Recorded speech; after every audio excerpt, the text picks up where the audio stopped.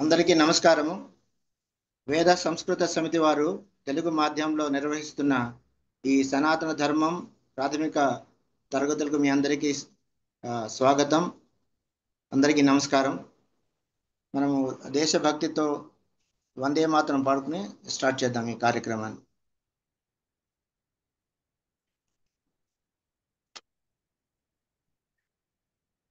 వందే మాతరం, వందే మాతరం, సుజలాం సుఫలాం మలయజ శీతలాం సస్యశ్యామలాం మాతరం వందే మాతరం. శుభ్రజ్యోత్స్నా పులకితయామినీం ఫుల్లకుసుమితా ద్రుమదలశోభినీం సుహాసినీం సుమధురభాషిణీం సుఖదాం వరదాం మాతరం వందే మాతరం, వందే మాతరం.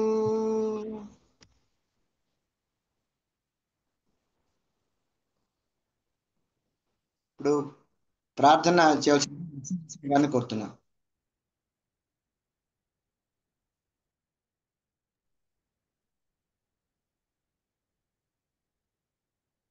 లక్ష్మీనరసింహ గారు,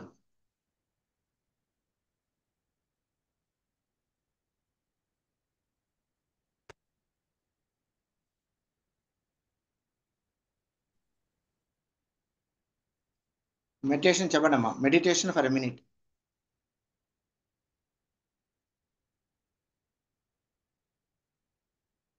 మీరు మ్యూట్లో ఉన్నారా?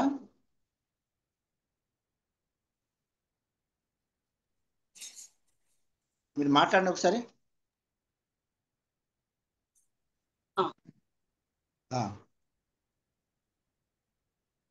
ఒక నిమిషం మెడిటేషన్ లో ఉంటాము.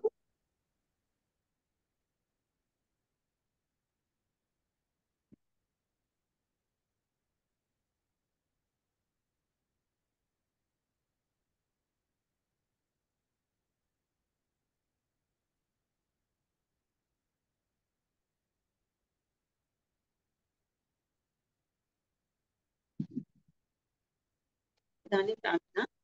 मम नाम लक्ष्मी नरसिंह. अहं नल्गोंड नगरे निवसामि. अहं संस्कृत भारती कार्यकर्त्री अस्मि. इदानीं प्रार्थनां करोमि.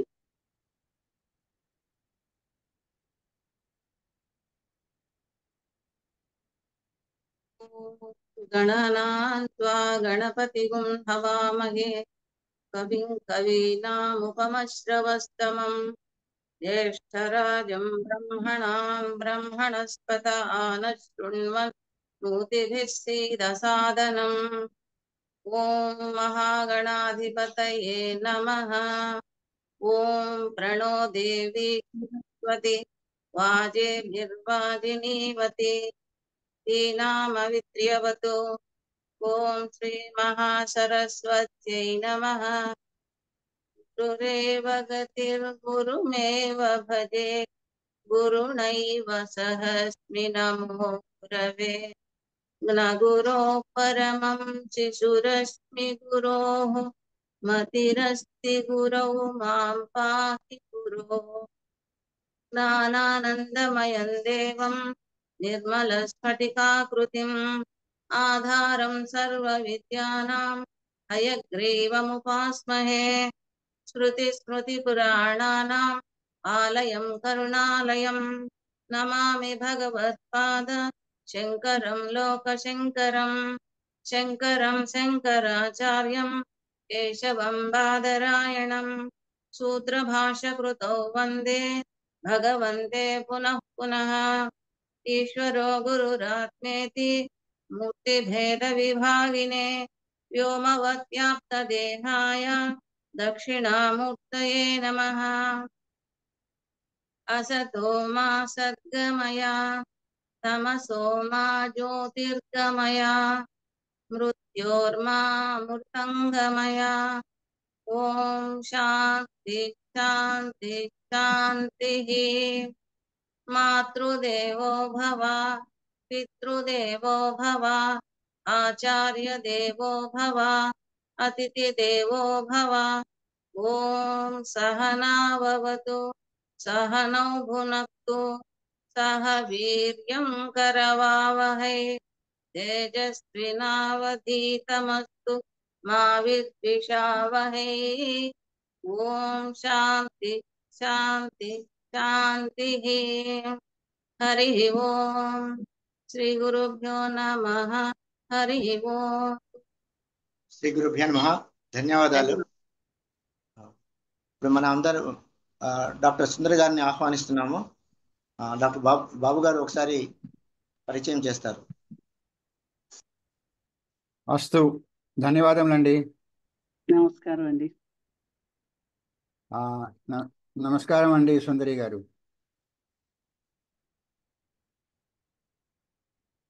Thank you so much for sparing your time and in spite of your busy schedule, you have planned to come today. మాకు అవకాశం కల్పించినందుకు ధన్యవాదాలు. Okay, Andy. Now I'll briefly introduce you to the students, though we know you very well within VSS. You are part of VSS, but the students are new. It is a new course, especially for Telugu, in the Telugu medium. The students, the new batch. So let me introduce you to these students. Dr. Sundari Prakhya garu, mana Veda Samskriti Samiti member. ఇప్పటిదాకా 6 basic course అయినాయి, 2 advance కోర్సులు, 2వ course అవుతోంది. ఈ అన్ని కోర్సులకి కూడా ఈ subject ఆవిడే టీచ్ చేస్తున్నారు. ఈ the counsellor and astro consultant, and ఆవిడ ఇక్కడే హైదరాబాద్లోనే ఉంటారు. ఆవిడ PhD in astrophysics, MA in astrology, post graduate diploma in management and bachelor of science. ఆవిడ బ్యాక్గ్రౌండ్ కూడా కొద్దిగా చెప్తాను. 28 ఏళ్ళు డిపార్ట్మెంట్ ఆఫ్ పోస్ట్ అండ్ టెలిగ్రాఫ్స్లో పనిచేశారు. Department of post voluntary retirement తీసుకుని as a post master at Bhopal GPO. ఇప్పుడు ఈ సనాతన ధర్మం మీద పనిచేస్తున్నారు. ఆస్ట్రాలజీలో 10 సంవత్సరాల నుంచి పనిచేస్తున్నారు. And is a writer of Ketaki Drik Siddhanta Panchangam. ప్రతి సంవత్సరము పంచాంగం ఆవిడ రాసే ఆ పుస్తకాలన్నీ డిస్ట్రిబ్యూట్ చేస్తూ ఉంటారు. ఈ సంవత్సరం కూడా పంపిస్తారని ఆశిస్తున్నాను. తయారయ్యే ఉంటాయి ఈపాటికి. ఆవిడ టీవీ ప్రోగ్రాంలు, యూట్యూబ్ ఛానల్స్లో చాలా ఫ్రీక్వెంట్గా వస్తూ ఉంటారు జ్యోతిష శాస్త్రం మీద. చాలా ఆర్టికల్స్ పబ్లిష్ చేశారు ఆవిడ సనాతన ధర్మం ఈ జనరల్స్లో. She is interested in reading Puranas, Vedic culture and learning Sanskrit. ఇవన్నీ కాకుండా మనకి మీకు తెలియని ఇంకో విషయము, she is a very good sports women. Table tennis టోర్నమెంట్లో ఆంధ్రప్రదేశ్లో ఫస్ట్ వచ్చారు. She represented combined state of Andhra Pradesh, and she is on top 3 players.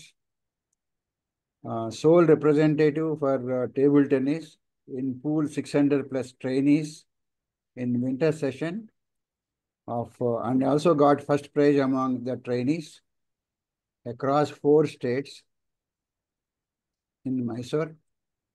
Winner of first prize in inter-college games in district level in West Godavari district, AP, and actively participated and won multiple prizes in table tennis competitions held at various clubs of Rotary, Lions Club, and Postal Recreation Clubs.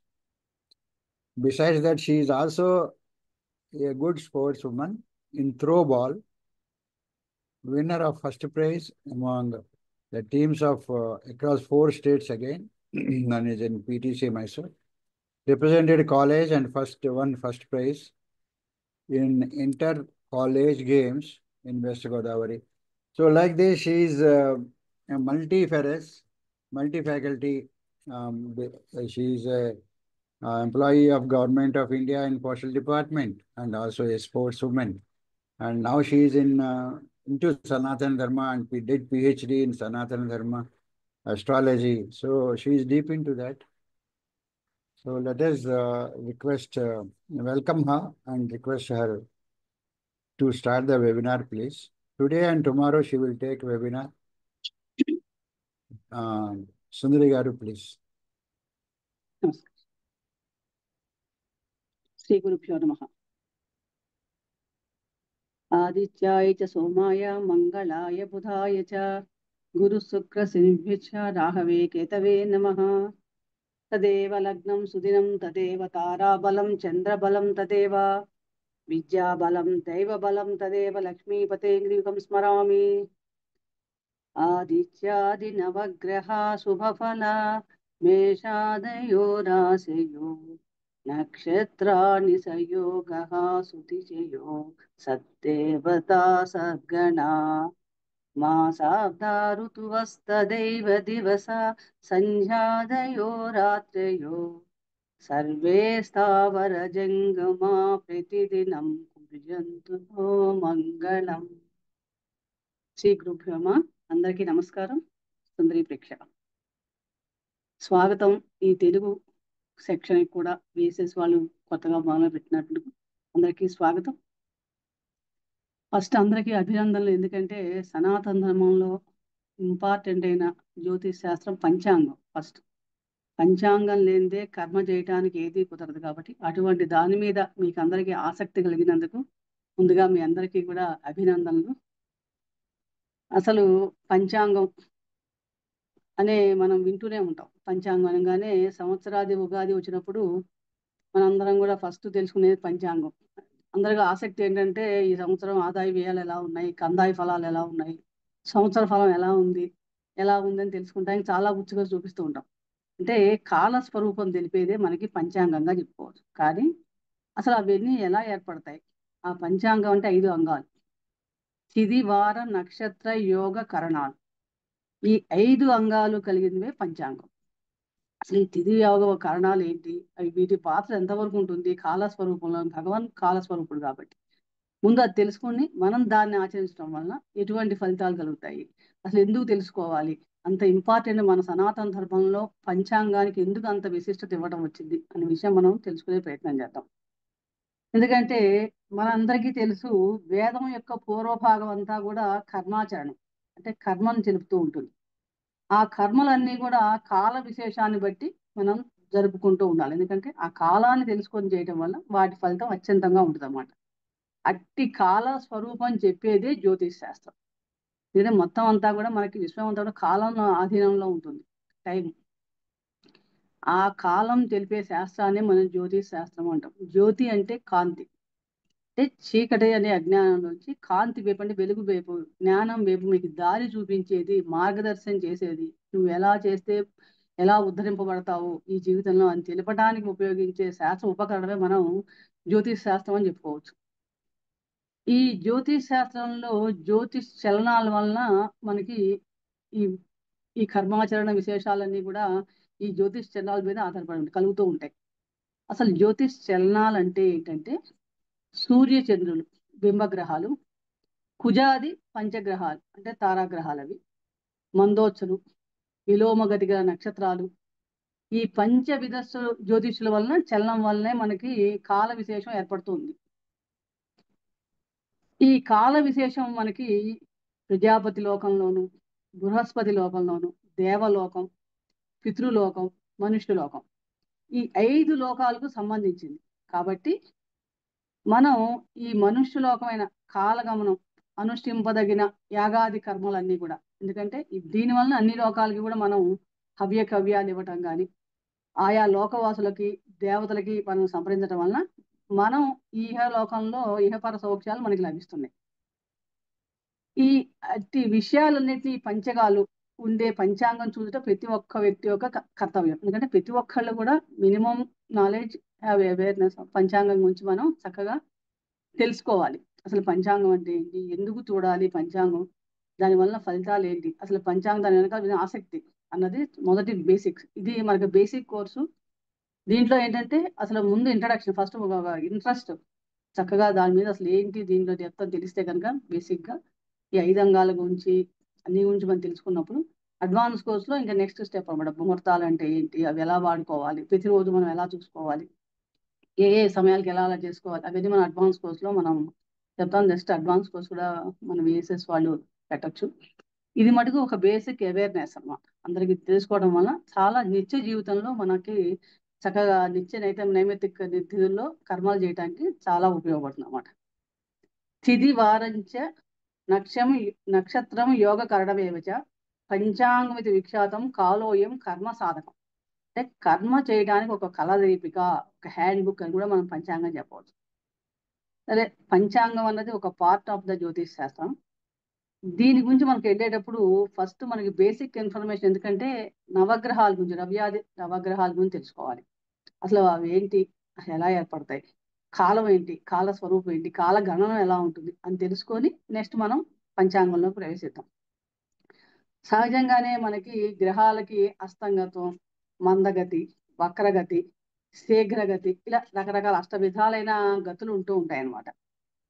దాని ప్రకారమే గ్రహణాలు, ఈ చంద్ర సౌరమానం, స్థానం, నక్షత్రమానం, బృహస్పతి మానం, ఈ మొదల కాలమానాలు, అంటే మానాల్లో కూడా 5 రకాలు ఉన్నాయి. సహజంగా పాటించే చంద్రమానం, సౌరమానం, కానీ వీటిలో నక్షత్రమానం, బృహస్పతి మానం, ఇవన్నీ కూడా సావనమానం, ఇవన్నీ కూడా ఉన్నాయన్నమాట. దీని ప్రకారమే ఈ కాల స్వరూపం ప్రకారం అంటే యుగము, సంవత్సరము, ఆయనాలు, మనకి ఋతువులు, మాసం, వర్షం, పక్షం, అహోరాత్రులు, ముహూర్త, విఘటి, ప్రాణి, త్రుటి వంటి కాల ప్రమాణాలు. అంటే ఇవది ఏంటి అసలు. అలాగే అధిక క్షయమాస నిర్ణయాలు, అధిక మాసం ఎలా వస్తుంది, క్షయమాసం ఎలా వస్తుంది, ఇవన్నీ వింటూ ఉంటాం. కానీ అవన్నీ ఎలా ఏర్పడతాయి, ఇవన్నీ మనకి చెప్పేది జ్యోతిష్ శాస్త్రం 3 స్కంధాల్లో ఉంటుంది. ఇవన్నీ కూడా మనకి మొదటి స్కంధమైన సిద్ధాంత భాగం ద్వారా తెలుస్తాయి. ఎందుకంటే స్కంధ త్రయాత్మకం జ్యోతిష్ శాస్త్రం, 3 స్కంధాలు. దాంట్లో మొదటి భాగంలో సిద్ధాంత భాగం అంటే క్యాలిక్యులేషన్, సిద్ధాంతాలు, ప్రిన్సిపల్స్, అవన్నీ ఈ ఈ భాగం ద్వారా తెలుస్తాయి అన్నమాట.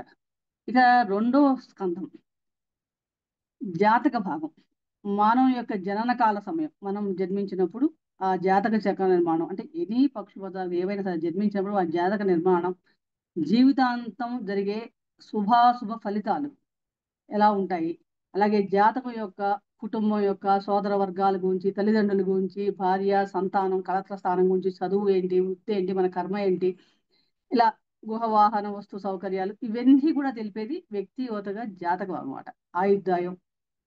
కాబట్టి అలాగే ఒకవేళ ఏమైనా పాపగ్రహ దోషాలు దుస్థానంలో ఉన్నాయా, మన గ్రహస్థితులు ఎలా ఉన్నప్పుడు దశాంతర్దశలు ఏం చేసుకోవాలి, నివారణ ఉపాయాలు ఏమైనా ఉన్నాయా లేవా, ఇలాంటివన్నీ తెలిపేది కూడా రెండో భాగం అన్నమాట, స్కంధ భాగంలో. ఇక మూడవ స్కంధం ద్వారా మనకి ముహూర్త వాస్తు విషయాలు తెలుస్తుంటాయి. ప్రతి పనికి కూడా ఒక ముహూర్తం కావాలి, ఏ సమయంలో ఏ పని చేయాలి. ఎందుకంటే కాలంలో శుభాశుభాలు రెగ్యులర్గా నడుస్తూనే ఉంటాయి, కానీ మనం మంచి కాలాన్ని ఎన్నుకొని మనం దాని ప్రకారం మనం చేసుకోవడం వల్ల దానికి మనం అనుగుణంగా కాలాన్ని మనకు అనుగుణంగా మార్చుకోగలుగుతాం. అంటే కాలాన్ని ఎవరు ఎదిరించలేము, కానీ కాలానుగుణంగా మనం ప్రవర్తించడానికి నైమిత్తిక తిథుల్లో చేసేవాడికి ఎక్కువ ఫలితం పొంది ఉద్ధరింపబడటానికి కూడా మన జాతకంలో గల దోషాలు కానీ, లేకపోతే నైమిత్తిక కర్మలు కానీ, యజ్ఞ యాగాదులు కానీ ఏ సమయంలో చేయాల్సింది ఆ సమయం. ఎందుకంటే దేశకాల పరిస్థితులు చాలా ఇంపార్టెంట్. ఆ సమయంలో చేసిన పనప్పుడే అది చాలా ఉపయోగపడుతుంది. ఎందుకంటే నిద్ర లేకపోతే పగలు నిద్ర లేవాలి, రాత్రి నిద్రపోవాలి, అది ఒక సమయం. అంతేగాని పగలు పడుకుంటాం, రాత్రి లేస్తాం, సమయం కాదు కదా. అలాగే సమయం ఎప్పుడు చేయాలి, ఏ పని ఎప్పుడు చేయాలి అది తెలుసుకుంటాం. చెప్పేదే కూడా మనకి 3వ భాగం. కాబట్టి ఇలా స్కంధత్రయాత్మకమైనది మనకి ఈ పంచాంగం, జ్యోతిష్ శాస్త్రం మొత్తం.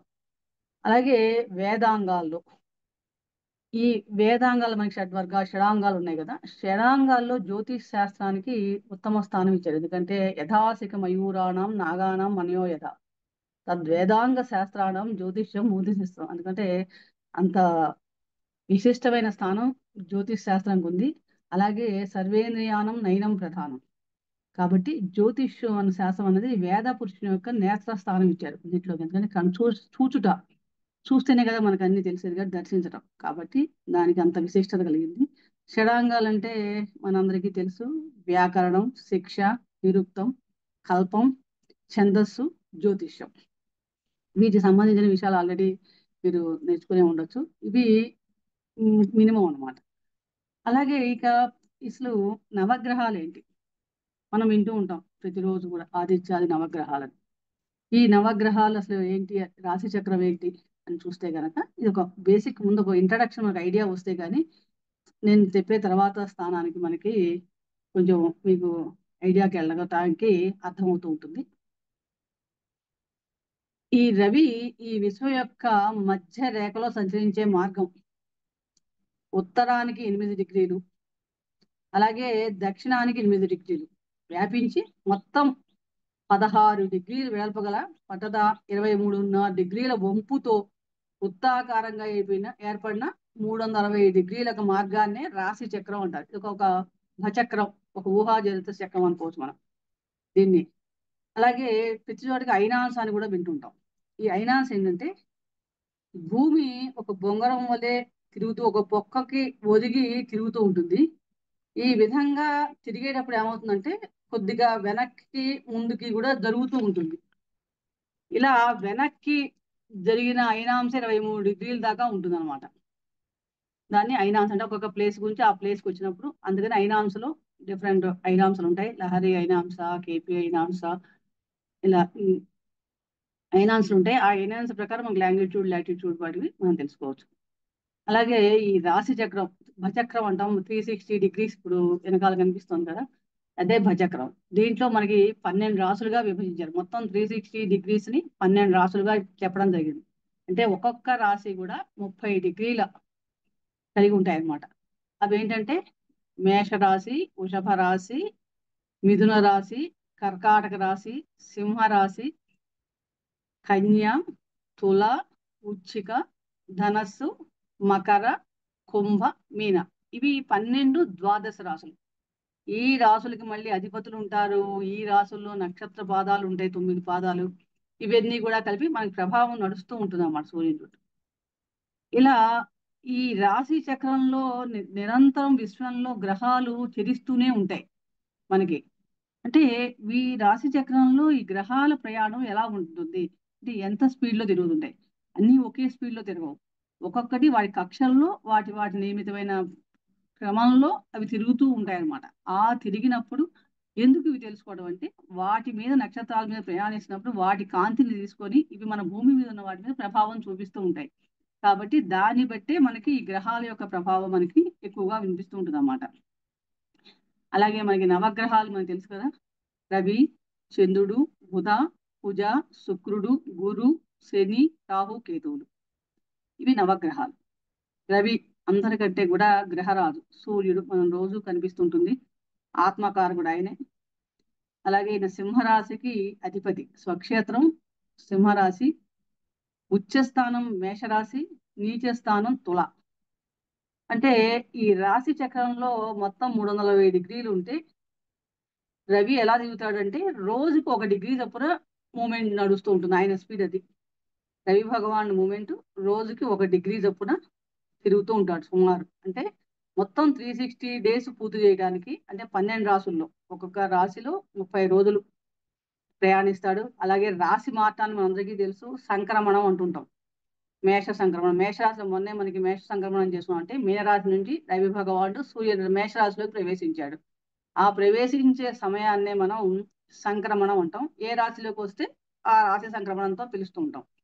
ఇప్పుడు మేషరాశిలోకి వచ్చాడు కాబట్టి మనం మేష సంక్రమణం అయింది. అంటే ఆ మేష సంక్రమణం మొదటి రాశి కాబట్టి ఆ రోజు నుంచే సౌరమానం ప్రకారం వాళ్ళు ఉగాది జరుపుకుంటారు. తమిళియన్స్ వాళ్ళందరూ కూడా సౌరమానం ప్రకారం అది ఉగాది వాళ్ళకి మొదటి రోజు అనమాట. మనకి పాటించేది చాంద్రమానం. చాంద్రమానం ప్రకారం మనం ఆల్రెడీ ఉగాది జరుపుకున్నాం సంవత్సరాలు. ఇలా 30 డిగ్రీలు ఒక నెల రోజులకు ఒకసారి సుమారుగా ఆయన ఆ రాశిలో ఉంటాడు, సంచారం చేస్తుంటాడు. అక్కడి నుంచి ఇంకొక రాశి మారటాన్ని మనం సంక్రమణం అంటూ ఉంటాం. అలాగే ఈ మొన్న జరిగిన మేష సంక్రమణం ఏ రాశిలోకి వస్తే మేష రాశి నుంచి వృషభ రాశిలోకి వచ్చింది అనుకోండి, వృషభ సంక్రమణం. వృషభం నుంచి మిథునంలోకి వస్తే మిథున సంక్రమణం, కర్కాటక సంక్రమణం. ఈ కర్కాటక సంక్రమణం అప్పుడు మనకి అంటే మన దక్షిణాయనం ఏర్పడుతుంటుంది. తర్వాత కర్కాటక నుంచి సింహరాశికి సింహ సంక్రమణం, కన్యా సంక్రమణం, తులారాశిలోకి వచ్చినప్పుడు తులా సంక్రమణం, వృశ్చిక సంక్రమణం, ధనుస్సు సంక్రమణం. ధనస్సు నుంచి మళ్ళీ మకర రాశిలోకి వచ్చినప్పుడు మనకి మకర సంక్రమణం అంటాం. అప్పుడు ఉత్తరాయణం మొదలవుతుంది. ఇది మనకి తెలుసు అందరికి 6 నెలలకి. అంటే దక్షిణాయనం మిథున రాశి నుంచి కర్కాటక రాశిలో వస్తే దక్షిణాయనం ప్రారంభం అయితే, ధనస్సు రాశిలో నుంచి మకర రాశిలోకి రవి భగవానుడు ప్రవేశించినప్పుడు ఉత్తరాయణం స్టార్ట్ అవుతుంది. కుంభ సంక్రమణం, మీన సంక్రమణం, ఇలాగా 12 సంక్రమణాలు జరుగుతూ ఉంటాయి. అంటే సుమారు ఈయన 12 రాసుల్లో ప్రయాణించడానికి 360 రోజులు సమయం తీసుకుంటాడనమాట. అంటే మనం ఇది అనుకున్న సంక్రమణం అంటుంటాం. కాబట్టి ఈ ఇంపార్టెంట్ ఒక రవి సంచారం 1 డిగ్రీ పర్ డే చొప్పున ఆయన మూమెంట్ ఉంటుంది. ఇక చంద్రుడు, ఈ చంద్రుడు మనఃకారకుడు. చంద్రో మనసో జాతః. ఈ చంద్రుడు భూమి చుట్టూ తిరిగే ఉపగ్రహం. సహజంగా చెప్పాలంటే ఈయన అతి వేగవంతంగా అన్ని గ్రహాల్లోకి కూడా అతి వేగవంతంగా చెలించే గ్రహం ఏదన్నా ఉందంటే చంద్రుడే. చంద్రుడు ఒక్కొక్క రాశిలో 2.5 రోజుల్లో సంచరించేస్తాడు. అంటే 30 డిగ్రీలు పూర్తి చేయడానికి ఆయనకి 2.5 డేసే పడుతుంది టైం, చాలా తక్కువ అనమాట. అంటే 12 రాసులు పూర్తి చేయడానికి 27 రోజుల 7 గంటల 43 నిమిషాల సమయం తీసుకుంటాడు ఈయన. అన్ని నక్షత్రాల మీద మూమెంట్ అయి వచ్చేటప్పటికి తీసుకుంటాడు అనమాట. ఈ చంద్రుడు కర్కాటక రాశికి స్వక్షేత్రం ఆయనకి. అలాగే ఉచ్చ క్షేత్రం వృషభ రాశి, నీచ క్షేత్రం వృశ్చిక రాశి. ఇక 3వ గ్రహం బుధుడు. రవికి దగ్గరగా సంచరిస్తూ ఉంటాడు ఎప్పుడు. ఈయన రవికి దగ్గరగా సంచరించే గ్రహం అంటే బుధుడు. మిథున కన్యా రాశులకి ఆధిపత్యం వహిస్తాడు. ఒక్కొక్క రాశి అధిపతి అంటే ఆయన సొంత ఇల్లు అనుకోవచ్చు. మిథున రాశి, కన్యా రాశి అన్నవి ఆయన సొంత ఇల్లు, ఆధిపత్యం వహిస్తాడు. ఒక్కొక్క రాశిలో సుమారు 30 రోజులు సంచరిస్తాడు. కానీ మనకి ఆయన ఈ సూర్యుడి వెనక్కి వెళ్ళినప్పుడు కొన్ని 3-4 రోజులు ఒక్కోసారి కనిపించకుండా పోతుంటాడు అనమాట. అంటే 27 రోజుల గమనమే మనకి ఆయన బుధుడిది కనిపిస్తుంటుంది. దీన్నే కంబస్ట్ అవుతుంటాడు. రవికి దగ్గరగా వెళ్ళిన ఏ గ్రహం అయినా కూడా కంబస్ట్ అవుతాడు. రవికి దగ్గరగా సంచరిస్తుంటాడు బుధుడు. కాబట్టి ఈ ఒక్కొక్కసారి ముందుకు వెళ్ళినప్పుడు 1 డిగ్రీ ముందుకు తీసుకుంటాడు. అలాగే ఒక్కొక్కసారి శీఘ్రంగా చెల్లిస్తుంటాడు, ఒకసారి నెమ్మదిగా చెల్లిస్తుంటాడు. ఇట్లా ఈయన గమనంలో యావరేజ్న 30 రోజులు తీసుకున్నప్పటికీ 27 రోజులు మనకి సుమారు మనకు కనిపిస్తుంది. 27-28 రోజుల కింద. ఈ బుధునికి ఉచ్చ రాశి కన్యా రాశి, నీచ స్థానం మీనరాశి. ఇక శుక్రుడు అంటేనే మన అందరికీ తెలుసు సుఖభోగాలకి కారకుడు, దైత్య గురువు. బుధుని తర్వాత సూర్యుడికి దగ్గరగా చెరించే గ్రహం ఏంటంటే గ్రహం మనకి శుక్రుడు అనమాట. ఈయన ఒక్కొక్క రాశిలో సుమారు ఈయన కూడా 1 నెల రోజుల పాటు సంచరిస్తుంటాడు. తులారాశికి వృషభ రాశికి ఆధిపత్యం వహిస్తాడు. అలాగే మీనరాశిలో ఉచ్చ స్థితి పొందుతాడు. కన్యా రాశిలో నీచ స్థితిని పొందుతాడు. కుజుడు ఒక్కొక్క రాశి చలనాన్ని కంప్లీట్ చేయడానికి 45 రోజులు తీసుకుంటాడు. అంటే ఒక్కొక్క రోజులో అయినా 1 డిగ్రీ సంచరించడానికి 1.5 రోజు సుమారు తీసుకుంటాడు అన్నమాట ఈ కుజుడు మనకి కూడా ఈ 12 రాశి మేషరాశికి వృశ్చిక రాశికి ఆధిపత్యం వహిస్తాడు. అలాగే ఈ మొత్తం సంవత్సరం అంతా కూడా అంటే 12 రాశులు పూర్తి చేయడానికి ఈయనకి 1.5 year టైం తీసుకుంటాడు మొత్తం పూర్తి చేయడానికి. అలాగే మకర రాశిలో ఉచ్చ స్థితి పొందుతాడు. కర్కాటకంలో నీచ స్థితి పొందుతాడు. ఇక అత్యంత శుభగ్రహం జీవకారకుడైన గురుడు. కుజుని తర్వాత సంచరించే గ్రహాల్లో నెమ్మది గ్రహించిన గురువు కూడా అతిపెద్ద గ్రహం. చాలా నెమ్మదిగా ఈయన కూడా చాలా నెమ్మదిగా చెల్లిస్తాడు. ఈయన ఒక్కొక్క రాశిలో ఒక్కొక్క సంవత్సరం సంచరిస్తాడు సహజంగా. ఎందుకంటే గురువు రాశి మారినప్పుడల్లా మనందరికీ తెలుసు పుష్కరాలు వస్తూ ఉంటాయి. ఎప్పుడు గురువు ఒక రాశి నుంచి ఇంకో రాశిలో మారుతుంటాడు, అప్పుడు పుష్కరాలు ఏర్పడుతూ ఉంటాయి.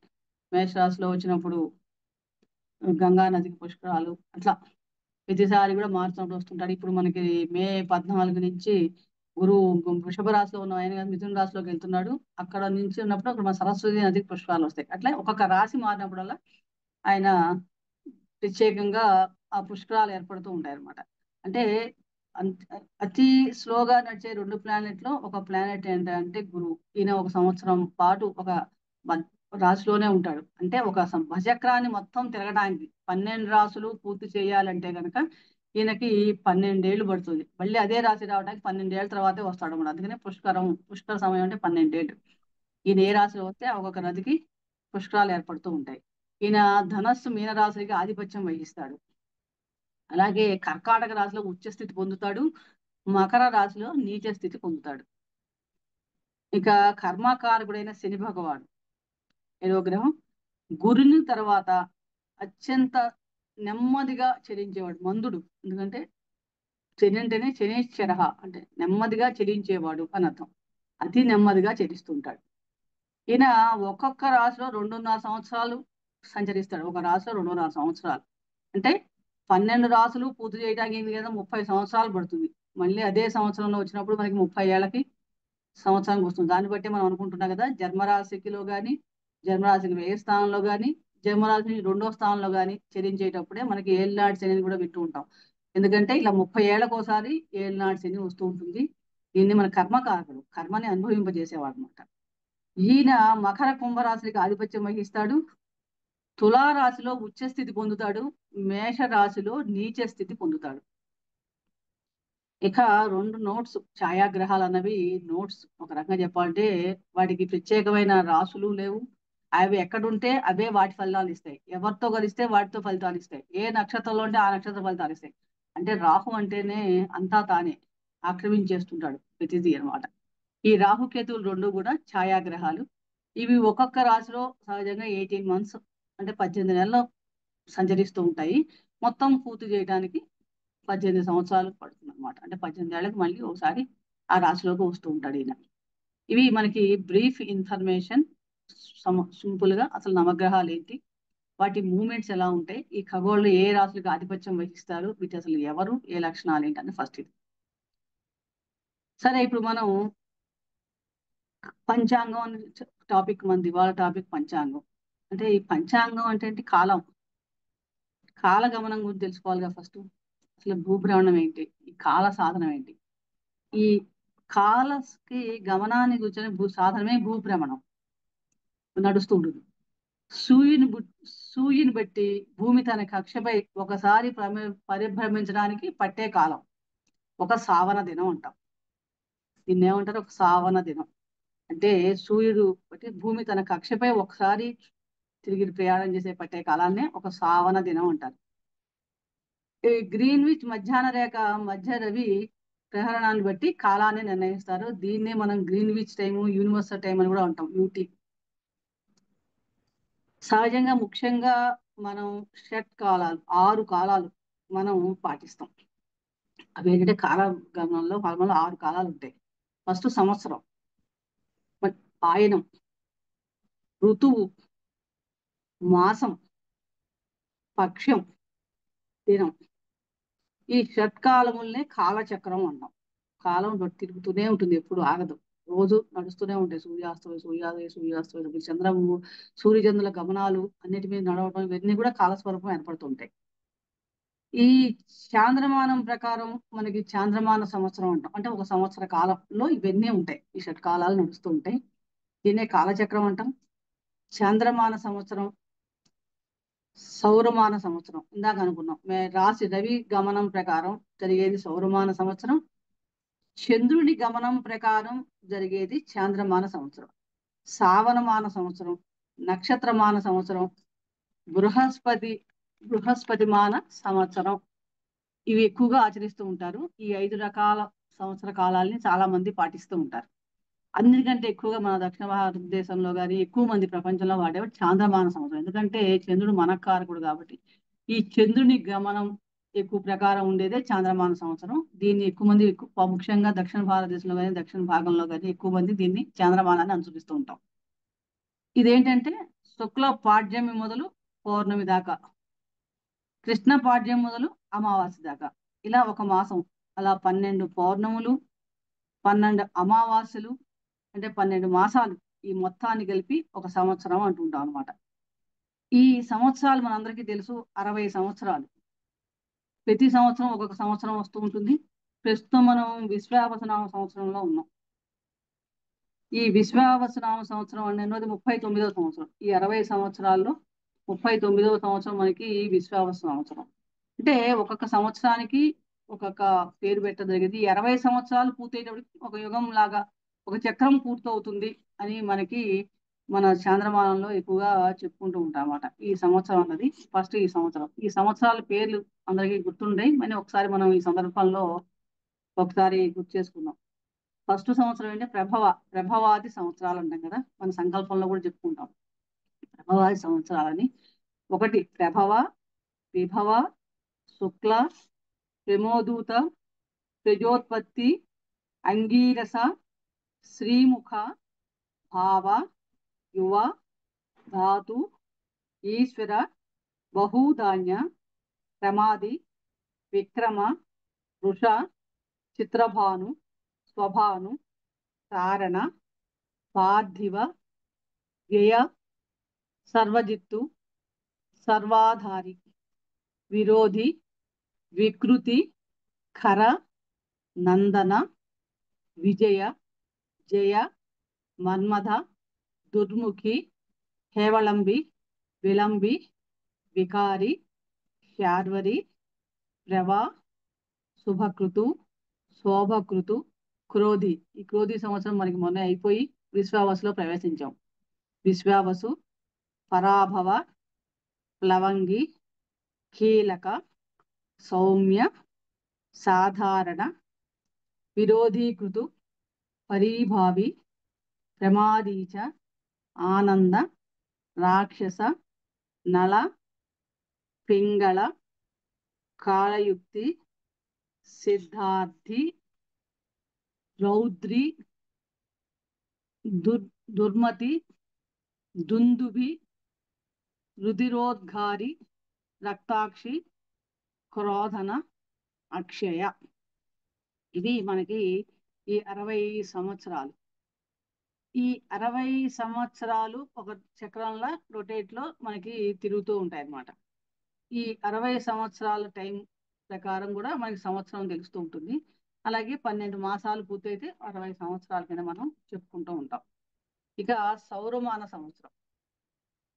సూర్యుడు మేషరాశిలో ప్రవేశించి ఈ మీనరాశి వరకు సంచరించగలం. ఇందాక అనుకున్నాం 12 ఏళ్ళు ఈయన తిరుగుతూ ఉంటాడు. ఈ 12 ఏళ్ల సమయాన్ని మనం సౌరమానం, మేషరాశి నుంచి మీనరాశి, ఒక్కొక్క రాశిలో 30 రోజులు వెళ్తాడని చెప్పుకున్నాం కదా రవి సంచారంలో. అలాగే ఈ రవి ఈ సంచారాన్ని సౌరమాన సంవత్సరం అంటాము. దీని ఒక్కొక్క దాంట్లో సూర్యుడు సంచరించే కాలాన్ని, మేషరాశిలో సంచరించే కాలాన్ని మేషమాసం. ఎందుకంటే మనకి చైత్రాది మాసాలు ఎలా ఉంటాయో ఈ సౌరమానంలో కూడా మాసాల పేర్లు ఏంటంటే, రవి మేషరాశిలో వచ్చాడు అనుకోండి, అప్పుడు దాన్ని మేషమాసం అంటాం. వృషభ రాశిలో సంచరించేటప్పుడు వృషభ మాసం, మిథున రాశిలో సంచరించేటప్పుడు మిథున మాసం, కర్కాటక రాశిలో సంచరించేటప్పుడు కర్కాటక మాసం, సింహరాశిలో సంచరించేటప్పుడు సింహమాసం, కన్యా రాశిలో సంచరించేటప్పుడు కన్యా మాసం, తులారాశిలో సంచరించే సమయాన్ని తులా మాసం, అలాగే వృశ్చిక రాశిలో సంచరించేటప్పుడు వృశ్చిక మాసం, ధనస్సు రాశిలో సంచరించే కాలాన్ని ధనస్సు మాసం అంటాం. అని మనం ధనుర్మాసం అని కూడా జరుపుకుంటూ ఉంటాం కదా. అప్పుడు రవి సంచారం ధనుర్మాసం, ధనుర్రాశిలో ఉంటుంది అనమాట. మకర రాశిలో సంచరించే సమయంలో మకర మాసం, కుంభరాశిలో సంచరించేటప్పుడు కుంభమాసం, మీన రాశిలో సంచరించే సమయంలో మీనమాసం. ఇది మనకి సౌరమానం యొక్క పద్ధతి. శ్రావణ మాసం, శ్రావణ సంవత్సరం. ఈ సంవత్సరంలో 5 రకాల పద్ధతులు, ఒక్కొక్కటి ఒక్కొక్క పద్ధతిలో ఉంటుంది. ఇంకా మూడోది శ్రావణ మాన సంవత్సరం. ఈ మాసంలో ఏంటంటే 30 రోజులు ఒక మంత్ 30 days ఉంటుంది. 360 రోజులే ఒక సంవత్సరంగా ఉంటుంది ఈ శ్రావణ మాసంలో. వాళ్ళ లెక్క ప్రకారం 360 days. అలాగే నక్షత్రమాన సంవత్సరం మనకి అశ్విని నుంచి రేవతి దాకా 27 నక్షత్రాలు ఉంటాయి. ఈ నక్షత్రాల మీద చంద్రుడు సంచరించే కాలాన్ని ఒక మాసంగా మనం నిర్ణయిస్తారు. అంటే 27 రోజులు ఇందాక అనుకున్నాం కదా, మొత్తం పూజ చేయడానికి చంద్రుడు 27 రోజులు 6 గంటల 43 నిమిషాలు ఇందాక చెప్పుకున్నాం కదా. అలాగే ఈ నక్షత్రమాన సంవత్సరంలో ఏంటంటే ఈ చంద్రుడు సంచరించే కాలం ఒక మాసంగా ఉండి 324 రోజులు ఒక సంవత్సరంగా ఉంటుంది. ఈ నక్షత్రమానం పాటించే వాళ్ళకి 324 రోజులే వీళ్ళకి కాలమానం ప్రకారం దాని ప్రకారం వాళ్ళు ఫాలో అవుతారు. ఇక బృహస్పతి మానవ సంవత్సరం అంటే మనం గురుగ్రహాన్ని బట్టి దీన్ని ఫాలో అవుతుంటారు. ఇందాక మనం అనుకున్నాం గురువు సంచారం చెప్పేటప్పుడు ఒక్కొక్క రాశిలో ఒక ఏడాది పాటు ఆయన సంచరిస్తాడు అనుకున్నాం కదా. ఈ అంటే ఏ రాశిలో గురుగ్రహం ఒక రాశిలో ప్రవేశించినప్పటి నుంచి మళ్ళీ వేరే రాశిలో ప్రవేశించేదాకా ఉన్న సమయాన్ని వీళ్ళు ఒక సంవత్సరంగా పూర్తి సంవత్సరంగా పరిగణిస్తారు అనమాట. ఈ సంవత్సరంలో 361 డేస్ ఉంటుంది. ఈ కాలం వీళ్ళకి ఈ సంవత్సరంలో డిఫరెంట్. మనం ఈ కాలమానాల్లో ఇది ఫాలో అయ్యే వాళ్ళకి వీళ్ళకి డేస్ ఏంటంటే 361 డేసే వీళ్ళకి వీళ్ళు మనం కాలం ప్రమాణం ఉంటుందన్నమాట. అంటే దాని ప్రకారం వీళ్ళ కాల గమన క్యాలిక్యులేషన్స్ కానీ అవన్నీ కూడా వాళ్ళకి ఆ రకం ఉంటాయి. మనం జనరల్ గా మనం పాటించే మన పంచాంగాలు మనం పాటించేది మనకి చాంద్రమానం. దాంట్లో మనకి 365 డేస్ ఉంటాయి. చైత్ర మాసం నుంచి మనకి మాసాలు మళ్ళీ ఫాల్గుణం దాకా, చైత్ర శుక్ల పాడ్యమి మొదలు ఫాల్గుణ బహుళ అమావాస్య దాకా మనకి ఒక సంవత్సరం ఉంటుంది. అలాగే ప్రతి సంవత్సరం ఆ సంవత్సరం పేర్లు ఇందాక చెప్పుకున్నట్టు ఒకదాని తర్వాత ఒకటి 60 సంవత్సరాలు తిరిగి మళ్ళీ రిపీట్ అవుతూ ఉంటుంది అనమాట. ఇది ఒక సంవత్సరం గురించి. ఇక అలాగే కాలంలో మనకి అయినాలు వస్తుంటాయి. సంవత్సరంలో ఫస్ట్ సంవత్సరంలో నెక్స్ట్ అయినాలు 2 పార్ట్లు, అంటే అర్ధభాగం అనుకోవచ్చు. సంవత్సరార్థాన్ని అయినం అంటాం. అంటే ఒక సంవత్సరంలో 2 అయినాలు ఉంటాయి. ఉత్తరాయణం ఒకటి, దక్షిణాయనం ఒకటి.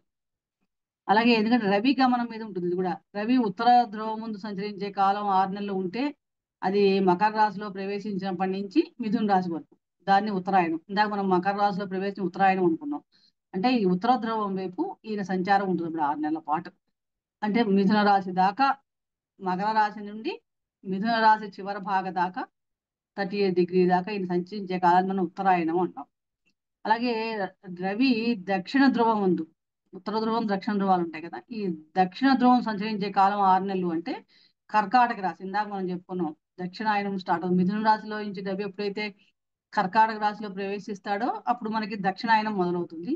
ఈ కర్కాటకం నుండి ధనుస్సు చివరి భాగ దాకా, లాస్ట్ డిగ్రీ దాకా సంచరించేదాన్నే మనం దక్షిణాయనం అంటాం. ఇట్లా ఈ అయినాలు 2 ఉంటాయి అన్నమాట. సంవత్సరంలో 2 అయినాలు, ఉత్తరాయణం ఒకటి, దక్షిణాయనం. అంటే దేవతలకి ఉత్తరాయణం పగలైతే దక్షిణాయనం రాత్రి అని కూడా మనకి తెలుస్తుంది. అంటే ఉత్తరాయణం అంతా మనందరికీ తెలుసు. ఉత్తరాయణం అంతా శుభకార్యాలు కానీ పెళ్లిళ్ళు ఇహలో అన్ని ఇలాంటివన్నీ పగల సమయం చేస్తూ ఉంటాం. ఈ దక్షిణాయనంలో అంతా కూడా ఉపాసన మనకి, అంటే మంత్రభాగం, ఉపాసనాలు ఇవన్నీ కూడా చాతుర్మాస వ్రతాలు కదలకుండా ఉంటాం. ఇలాంటి కాలానికి తగ్గట్టుగా దక్షిణాయనంలో అవి జరుగుతూ ఉంటాయి. ఎందుకంటే ఉత్తరాయణంలో సూర్యుని కాంతి భూమి మీద ఎక్కువ బాగా పడుతూ ఉంటుంది. అప్పుడు జీవరాశులన్నీ చైతన్యంతో ఉంటాయి అన్నమాట, యాక్టివేట్ గా ఉంటాయి. కాబట్టి ఉత్తరాయణంలో అంతా కూడా ఇహలో మనకి సంబంధించిన కార్యక్రమాలు, ఉపనయనాలు కానీ మ్యారేజెస్ కానీ అన్ని రకాల శుభకార్యాలు మనం చైతన్యించి జ్యేష్ఠం దాకా చేసుకుంటూ ఉంటాం. దక్షిణాయనంలో ఎక్కువగా అంతా కూడా శక్తి, ఉత్తరాయణంలో మనం చేసుకుంటానికి కావాల్సిన శక్తిని పెంపొందించుకుంటానికి మంత్ర సాధన కానీ ఉపాసన బలం కానీ ఆ కాలానుగుణంగా సూర్యకాంతి తక్కువ పడ్డప్పుడు ఏమవుతుందంటే సహజంగా ఆరోగ్యానికి, ఎందుకంటే ఆరోగ్యం భాస్కరాది ఇచ్చేది కాబట్టి ఎందుకు ఇలా అంటే అక్కడ ఉపాసనా కాలం పెట్టింది. ఎక్కడికి తిరగకుండా ఇంకా ఒక చోట మన శక్తిని, ఎనర్జీని స్టోర్ చేసుకుంటే రాబోయే కాలానికి మనం దాన్ని వినియోగించుకోవడానికి అన్నట్టుగా కూడా మనం ఆ రకంగా కూడా చెప్పుకోవచ్చు ఈ అయినాల్ని. ఇక మన దాంట్లో ఋతువులు, ఈ ఋతువులు ఒక్కొక్క దానికి 2 నెలలకు ఒక ఋతువు. మొత్తం సంవత్సరంలో 6 ఋతువులు ఉంటాయి కదా. ఒక్కొక్క నెలలో చైత్ర వైశాఖ మాసాలు మనకి వసంత ఋతువు. అంటే స్టార్టింగ్ ఒక రకంగా చూస్తే సృష్టి స్టార్టింగ్ చైతన్యం పొందించి మనకి చైతన్య మాసం చైత్ర మాసంలోనే మొదలవుతుంది. అలా పెరిగి పెరిగి మళ్ళీ వచ్చేటప్పటికి చివరికి వచ్చేటప్పటికి శశి ఋతువు వచ్చేటప్పటికి మొత్తం అంతా ఆకులన్నీ మొక్కలు కూడా అన్ని చూడండి మనకి అన్ని రాలిపోయి, ఇదంతా ఒక చెప్పడం ఏంటంటే ఒక ఇండైరెక్ట్ గా ఒక సింబాలిజంగా ఒక వేదాంత ఇదిగా కూడా మనం తీసుకుంటే కనుక దీంట్లో కూడా చాలా ఆధ్యాత్మికత మనకి కనిపిస్తూ ఉంటుంది అన్నమాట. ఈ పుట్టినది మొదలై పెరిగి పెద్దదయ్యి పుష్పించి మళ్ళీ వచ్చి తిరిగి మళ్ళీ మొత్తం రాలిపోయి మళ్ళీ చిగురు మొదలవుతుంది. కాల భ్రమణం తిరుగుతూనే ఉంటుంది కాలం ఎప్పుడు. చైత్రం వసంత ఋతువు వస్తుంటుంది, అలాగే మనకి శిశిర ఋతువు కూడా వస్తూ ఉంటుంది, కనిపిస్తుంది. శిశిర ఋతువులో చూస్తే ఒక్క చెట్టు కూడా, ఒక ఆకు కూడా మనకు కనపడదు, మొత్తం అంతా మోడి ఎండిపోయినట్టు ఉంటాయి. కానీ మళ్ళీ ఈ సీడ్స్ ఇవన్నీ మళ్ళీ చిగురు, మళ్ళీ స్టార్ట్, మళ్ళీ సృష్టి మొదలు. అలా కింద కూడా మనం ఈ ఋతువులకి సింబాలిజంగా తీసుకోవచ్చు. అలాగే ఈ చైత్ర వైశాఖ మాసాలు మనకి వసంత ఋతువు, జ్యేష్ఠ ఆషాఢ మాసాలు గ్రీష్మ ఋతువు, శ్రావణ భాద్రపదాలు వర్ష ఋతువు, ఆశ్వీజ కార్తీక మాసాలు శరద్ ఋతువు, శీర్ష పుష్య మాసాలు హేమంత్ ఋతువు, మాఘ ఫాల్గుణ మాసాలు శశి ఋతువు. ఇవి ఋతువులు. అంటే సంవత్సరంలో 6 ఋతువులు, కాల పరిమితి 2 నెలలు. ఇక మాసం, మనందరికీ తెలుసు మాసం అంటేనే 30 రోజులు, అంటే 2 పక్షాలు అని కింద తీసుకోవచ్చు. అలాగే శుక్ల పాడ్యం నుండి బహుళ అమావాస్య వరకు ఒక మాసం, 30 మాసాలు ఉంటాయి దీనికి. అలాగే ఒక్కొక్క మాసానికి కూడా ఒక మాసాధిపతి కూడా మనకి ఉంటారనమాట. ఈ మాసాధిపతులు ఎవరు, ఏం చేస్తుంటారు అని కూడా మనం తెలుసుకోవచ్చు. ఈ మాసాధిపతి ఏంటంటే ముఖ్యంగా చైత్ర మాసం, మన చాంద్రమానంలో మనం పాటించే పంచాంగంలో చైత్రం నుంచి మొదలు పెడతాం. సంవత్సరం పాల్గొన అమావాస్య దాకా సంవత్సరం అనుకున్నాం కదా. ఈ మాసంలో ఒక్కొక్క మాసానికి ఒక్కొక్క ఇది, ఆ మాసానికి ఎలా పేరు ఏర్పడింది అని కూడా తెలుసుకున్నాం. దీనికి ప్రతి దాంట్లో కూడా మన సనాతన ధర్మంలో ఒక ప్రత్యేకమైన వివరణ ఉంటుంది అన్నమాట. ఏది లేకుండా ఏదో గుడ్డిగా ఇది ఫాలో అవ్వండి అట్లా ఉండదు. ఒకదానికి ప్రతిదానికి ఒక రీజన్తో ఆ పేరు పెట్టినా కానీ ఏది చేసినా కూడా అంత విశేషంగా కనిపిస్తుంది. ఫస్ట్ మనకి చైత్ర మాసం, రెండోది వైశాఖ మాసం. ఈ చైత్ర వైశాఖ మాసాలకి అధిపతి ఎవరంటే శుక్రగ్రహం. గ్రహాలు ఎందుకంటే ప్రతి చోట కూడా ఆధిపత్యం వహిస్తుంది, అంటే ఆ మాసంలో వాటి ప్రభావం ఉంటుంది. ఎందుకంటే అధిపతి అంటే ఏంటంటే ఎప్పుడైనా ఒక మాసానికి అధిపతి కానీ, వారానికి అధిపతి కానీ, నక్షత్రానికి అధిపతి కానీ, ప్రతి దానికి కూడా ఒక హెడ్ ఉంటాడు, ఒక కంట్రోల్లో ఉంటుంది. అంటే వారి ఇన్ఫ్లుయెన్స్ ఆ సమయంలో ఎక్కువగా ఉంటుందని చెప్పడం ఇండైరెక్ట్ గా. ఎందుకంటే దానికి సంబంధించిన పనులు మనం అప్పుడు చేసుకుంటూ ఉంటే ఆ రకంగా తెలిసిపోతుంది. అందుకనే గ్రహాల గురించి తెలిస్తేనే ఫస్ట్ ఇవన్నీ పంచాంగంలో ఏ రోజు ఎలా ఉంటుంది, రూలింగ్ ప్లానెట్స్ ఎలా ఉన్నాయి, వాటి ఇన్ఫ్లుయెన్స్ ఎలా ఉంటుంది, అవన్నీ కూడా మనకి బేసిక్ గా అర్థం అవడం కోసం ఇది ఒక బేసిక్ అన్నమాట. ఇది తెలిస్తే ఇంకా డెప్త్ చాలా పెద్ద సబ్జెక్ట్ ఇది, కానీ ఇది నేను చాలా బ్రీఫ్ గా మీకు ఒక ఇంట్రడక్షన్ గా చెప్తుంది. ఎందుకంటే మొదటి రోజే అంతా చెప్పేసి కన్ఫ్యూజన్ గా ఉంటుంది. కాబట్టి చిన్న ఫస్ట్ ఒక బేసిక్ మనకి అర్థమైతే కంటిన్యూ మనం ఇంకా డీటెయిల్ గా మనం వెళ్ళొచ్చు. ఈ చైత్ర వైశాఖ మాసాలకి అధిపతి ఎవరంటే శుక్రుడు. తర్వాత 3, 4 మాసాలు జ్యేష్ఠ ఆషాఢ మాసాలు మనకి చైత్రం, వైశాఖం, జ్యేష్ఠం, ఆషాఢం. ఈ జ్యేష్ఠ ఆషాఢ మాసాలకి రవి భగవానుడు, రవిగ్రహం, కుజగ్రహం ఈ 2 ఆధిపత్యం వహిస్తాయి. అలాగే 5, 6 మాసాలు శ్రావణ మాసం, భాద్రపద మాసం ఈ రెండింటికి కూడా చంద్రుడు ఎక్కువగా చంద్రుడు ఆధిపత్యం వహిస్తాడు. ఆశ్వీజ కార్తీక మాసాలకి బుధగ్రహం ఆధిపత్యం వహిస్తుంది. మార్గశీర్ష పుష్య మాసాలకి గురువు ఆధిపత్యం వహిస్తాడు. మాఘ ఫాల్గుణ మాసాలకి శని గ్రహం ఆధిపత్యం వహిస్తుంది. అంటే దీని ప్రకారమే మనకి ఈ పండగలు ఏర్పడ్డా కూడా ఈ సమయాల్లో ఆయా మీరు అబ్జర్వ్ చేస్తే ఈ ఆధిపతులు ఎవరైతే ఉన్నారో ఆ సమయానికి సంబంధించిన కార్యక్రమాలు అవన్నీ ఎక్కువగా మనకి సనాతన ధర్మంలో చాలా క్లియర్ గా ఒక పద్ధతిగా ఈ కాల స్వరూపాన్ని చక్కగా చూపించారు అనమాట. అలాగే ఈ మాసానికి ఎందుకు ఈ పేరు చైత్ర మాసం ఏమిటి, వైశాఖ మాసం ఎందుకు పెట్టారంటే గనక మనకి పౌర్ణమి రోజు చంద్రుడు షోడశ కళలతో సంపూర్ణంగా ఉంటాడు కదా. ఇందాక మనం అనుకున్నాము 30 రోజులు మాసం అనుకుంటే 30 తిథులు, కృష్ణపక్షం, శుక్లపక్షం, అంటే వృద్ధి చంద్రుడు, క్షీణచంద్రుడు. కానీ 15వ రోజు మధ్యలో పౌర్ణమి రోజు మటుకు షోడశ కళా ప్రపూర్ణగా ఉంటాడు. 16 కళలతో కూడా చక్కగా ఆ చంద్ర భగవానుడు శోభిల్లుతూ ఉంటాడనమాట. ప్రతి పౌర్ణమికి కూడా ఏ నక్షత్రానికి దగ్గరగా సంచరిస్తుంటాడో దాని తగ్గట్టు ఆ మాసానికి పేరు పెట్టారు. అంటే చైత్ర మాసం అంటే అప్పుడు చంద్రుడు పౌర్ణమి రోజు చిత్తా నక్షత్రానికి దగ్గరగా ఉంటాడు. ఆ రోజు పౌర్ణమి రోజు మీరు చూస్తే కంపల్సరీగా ఆ రోజు చిత్తా నక్షత్రం ఉంటుంది, ఇప్పుడు రాత్రి భాగం. కాబట్టి దాన్ని బట్టి చైత్ర మాసం. అలాగే విశాఖ నక్షత్రానికి దగ్గరగా ఉన్న మాసాన్ని పౌర్ణమి రోజు వైశాఖ మాసం అని పెట్టారు. జ్యేష్ఠ నక్షత్రం, ఆ జ్యేష్ఠ నక్షత్రానికి ఏ రోజు పౌర్ణమి రోజు ఏర్పడుతుందో దాన్ని జ్యేష్ఠ మాసం అన్నాం. పూర్వాషాఢ, ఉత్తరాషాఢ ఈ నక్షత్రానికి దగ్గరగా ఉన్నప్పుడు దాన్ని ఆషాఢ మాసం అన్నాం. శ్రవణ నక్షత్రానికి దగ్గరగా ఉన్నప్పుడు పౌర్ణమి రోజు శ్రావణ మాసంలో శ్రావణ మాసం. అలాగే పూర్వభాద్ర, ఉత్తరాభాద్ర నక్షత్రం పౌర్ణమి కలిగిన దాన్ని భాద్రపద మాసం. అశ్విని నక్షత్రం పౌర్ణమి రోజు ఉన్న మాసాన్ని ఆశ్వీజ మాసం. కృత్తికా నక్షత్రం పౌర్ణమి రోజు ఏదైతే ఉంటుందో దాన్ని కార్తీక మాసం అని. మృగశిర నక్షత్రం పౌర్ణమి రోజు కలిగిన దాన్ని మార్గశీర్ష మాసం అని. పుష్యమి నక్షత్రం పౌర్ణమి రోజు ఉన్నదాన్ని పుష్యమాసం అని. మఖా నక్షత్రం పౌర్ణమి రోజు అయితే ఉంటుందో ఆ మాసాన్ని మాఘ మాసం అని. అలాగే పూర్వాషాఢ లేదా పూర్వ ఫల్గుని, ఉత్తర ఫల్గుని, ఈ రెండు ఏదో ఒకటి రెండిట్లో ఒకటి వస్తుంటుంది, దాన్ని ఫాల్గుణ మాసం. అంటే ఇలా నా పేరు కూడా ఆ మాసాలకి చక్కగా విశిష్టంగా పౌర్ణమి రోజు చంద్రుడు నక్షత్రం ప్రకారం ఎక్కడైనా చాంద్రమానంలో చంద్రుడికి ప్రాధాన్య చంద్రగమనం కాబట్టి సంపూర్ణమైన కళలతో ఉన్న రోజు ఏ నక్షత్రానికి దగ్గరగా ఉంటాడో ఆ మాసానికి ఆయనకి పేరుతో, ఆ నక్షత్రాల పేరుతో ఆ మాసం పేరు వచ్చిందనమాట. ఇంత విశిష్టత మనకి మాసాన్ని గురించి తెలుస్తుంటుంది. ఇక పక్షం. పక్షం అంటే ఫోర్ట్ నైట్, 15 days డ్యూరేషన్. అంటే ప్రతి నెలలో కూడా మనకి 2 పక్షాలు ఉంటాయి. శుక్లపక్షం, కృష్ణపక్షం లేదా బహుళపక్షం అంటూ ఉంటాం.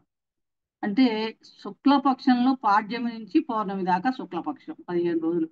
ఈ 15 రోజులు చంద్రకళలు ఏంటంటే వృద్ధి చెందుతూ ఉంటాయి, కళలు పెరుగుతుంటాయి. కళలు చంద్రుని కళల ప్రకారమే కాబట్టి ఒక కళ అలా ఈయన కళలు పెరుగుతూ ఉంటాయి అన్నమాట, చంద్రకళలు. ఈ చంద్రకళలు ఎప్పుడైతే పెరుగుతాయో దాన్ని మనం పౌర్ణమి ఫుల్ 16 కళలు తీసుకుంటాడు. అలాగే బహుళ పక్షం నుంచి అమావాస్య, అంటే బహుళ పాడ్యమి నుంచి అమావాస్య దాకా ఈయన ఏం చేస్తాడంటే కళలు తగ్గుతూ ఉంటాయి. ఈ తగ్గిన కళల ప్రకారం ఈయనేమో దాన్ని బహుళ పక్షం అంటారు, క్షీణ చంద్రుడు అవుతూ ఉంటాడు అన్నమాట.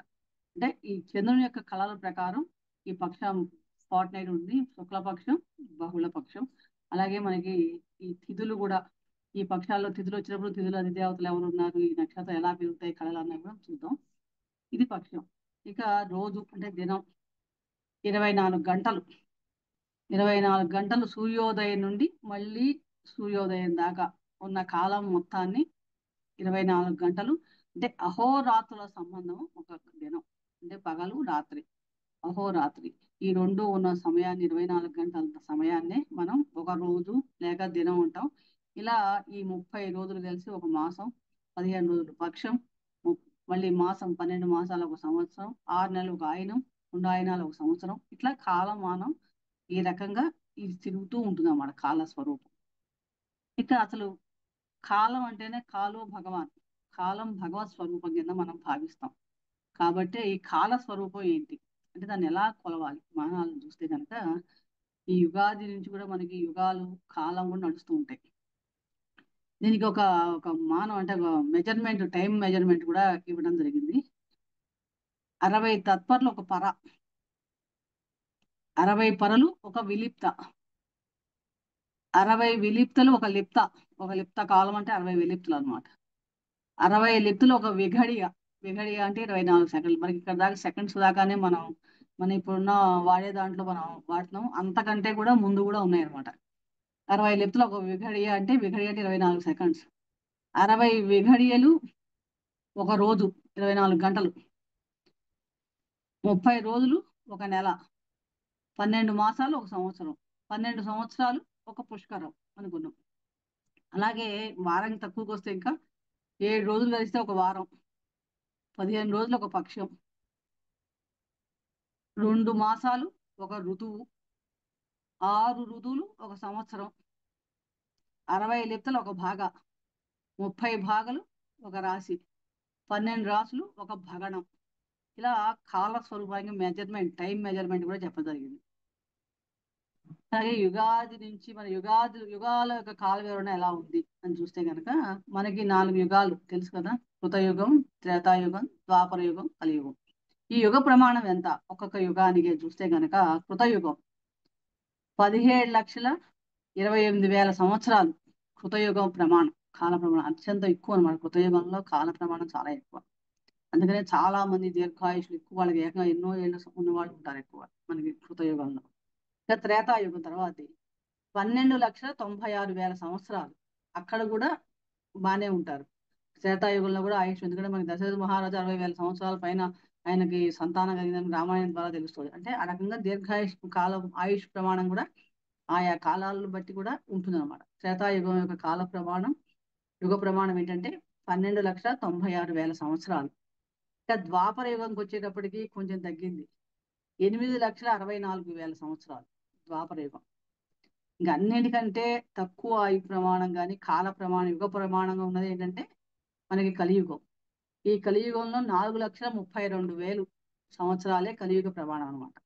అంటే ఇది ఒక మహాయుగాన్ని ప్రమాణం చూస్తే ఈ 4 యుగాలు కలిపి చూస్తే కనుక 431,20,000 సంవత్సరాలు మహాయుగ ప్రమాణం అన్నమాట. దీన్ని ఒక దేవయుగం అని కూడా అంటారు.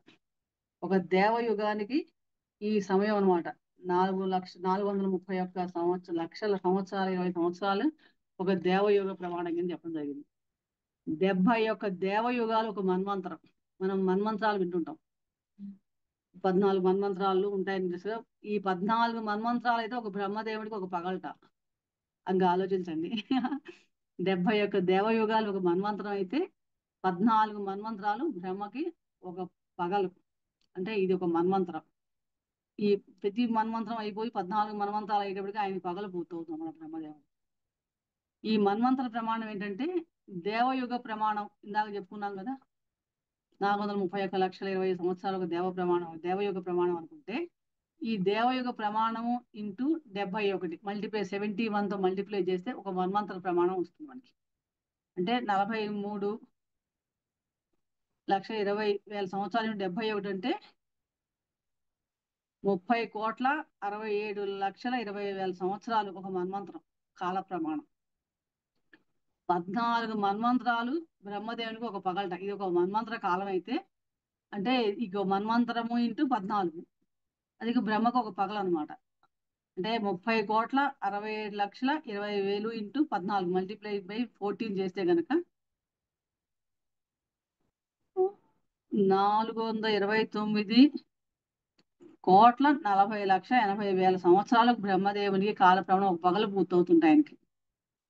అంటే చూడండి, ఈ ప్రస్తుతం మనకి బ్రహ్మ యొక్క ఉదయకల్ప ఆయన పుట్టినప్పటి నుంచి మనకి 6 మనములు కలిసి ఇప్పుడు సప్తమ వైవస్వర మనం అంటే 7వ మనంలో మనం ఉన్నాం. ఇప్పుడు మన్వంతరం మన సంకల్పంలో చెప్పుకుంటాం వైవస్వర మన్వంతరే కలియుగే ప్రథమ బాధ చెప్పుకుంటాం కదా. అలా ఇప్పుడు 7వ మన్వంతరంలో మనం జరుగుతుంది అన్నమాట ప్రస్తుతం.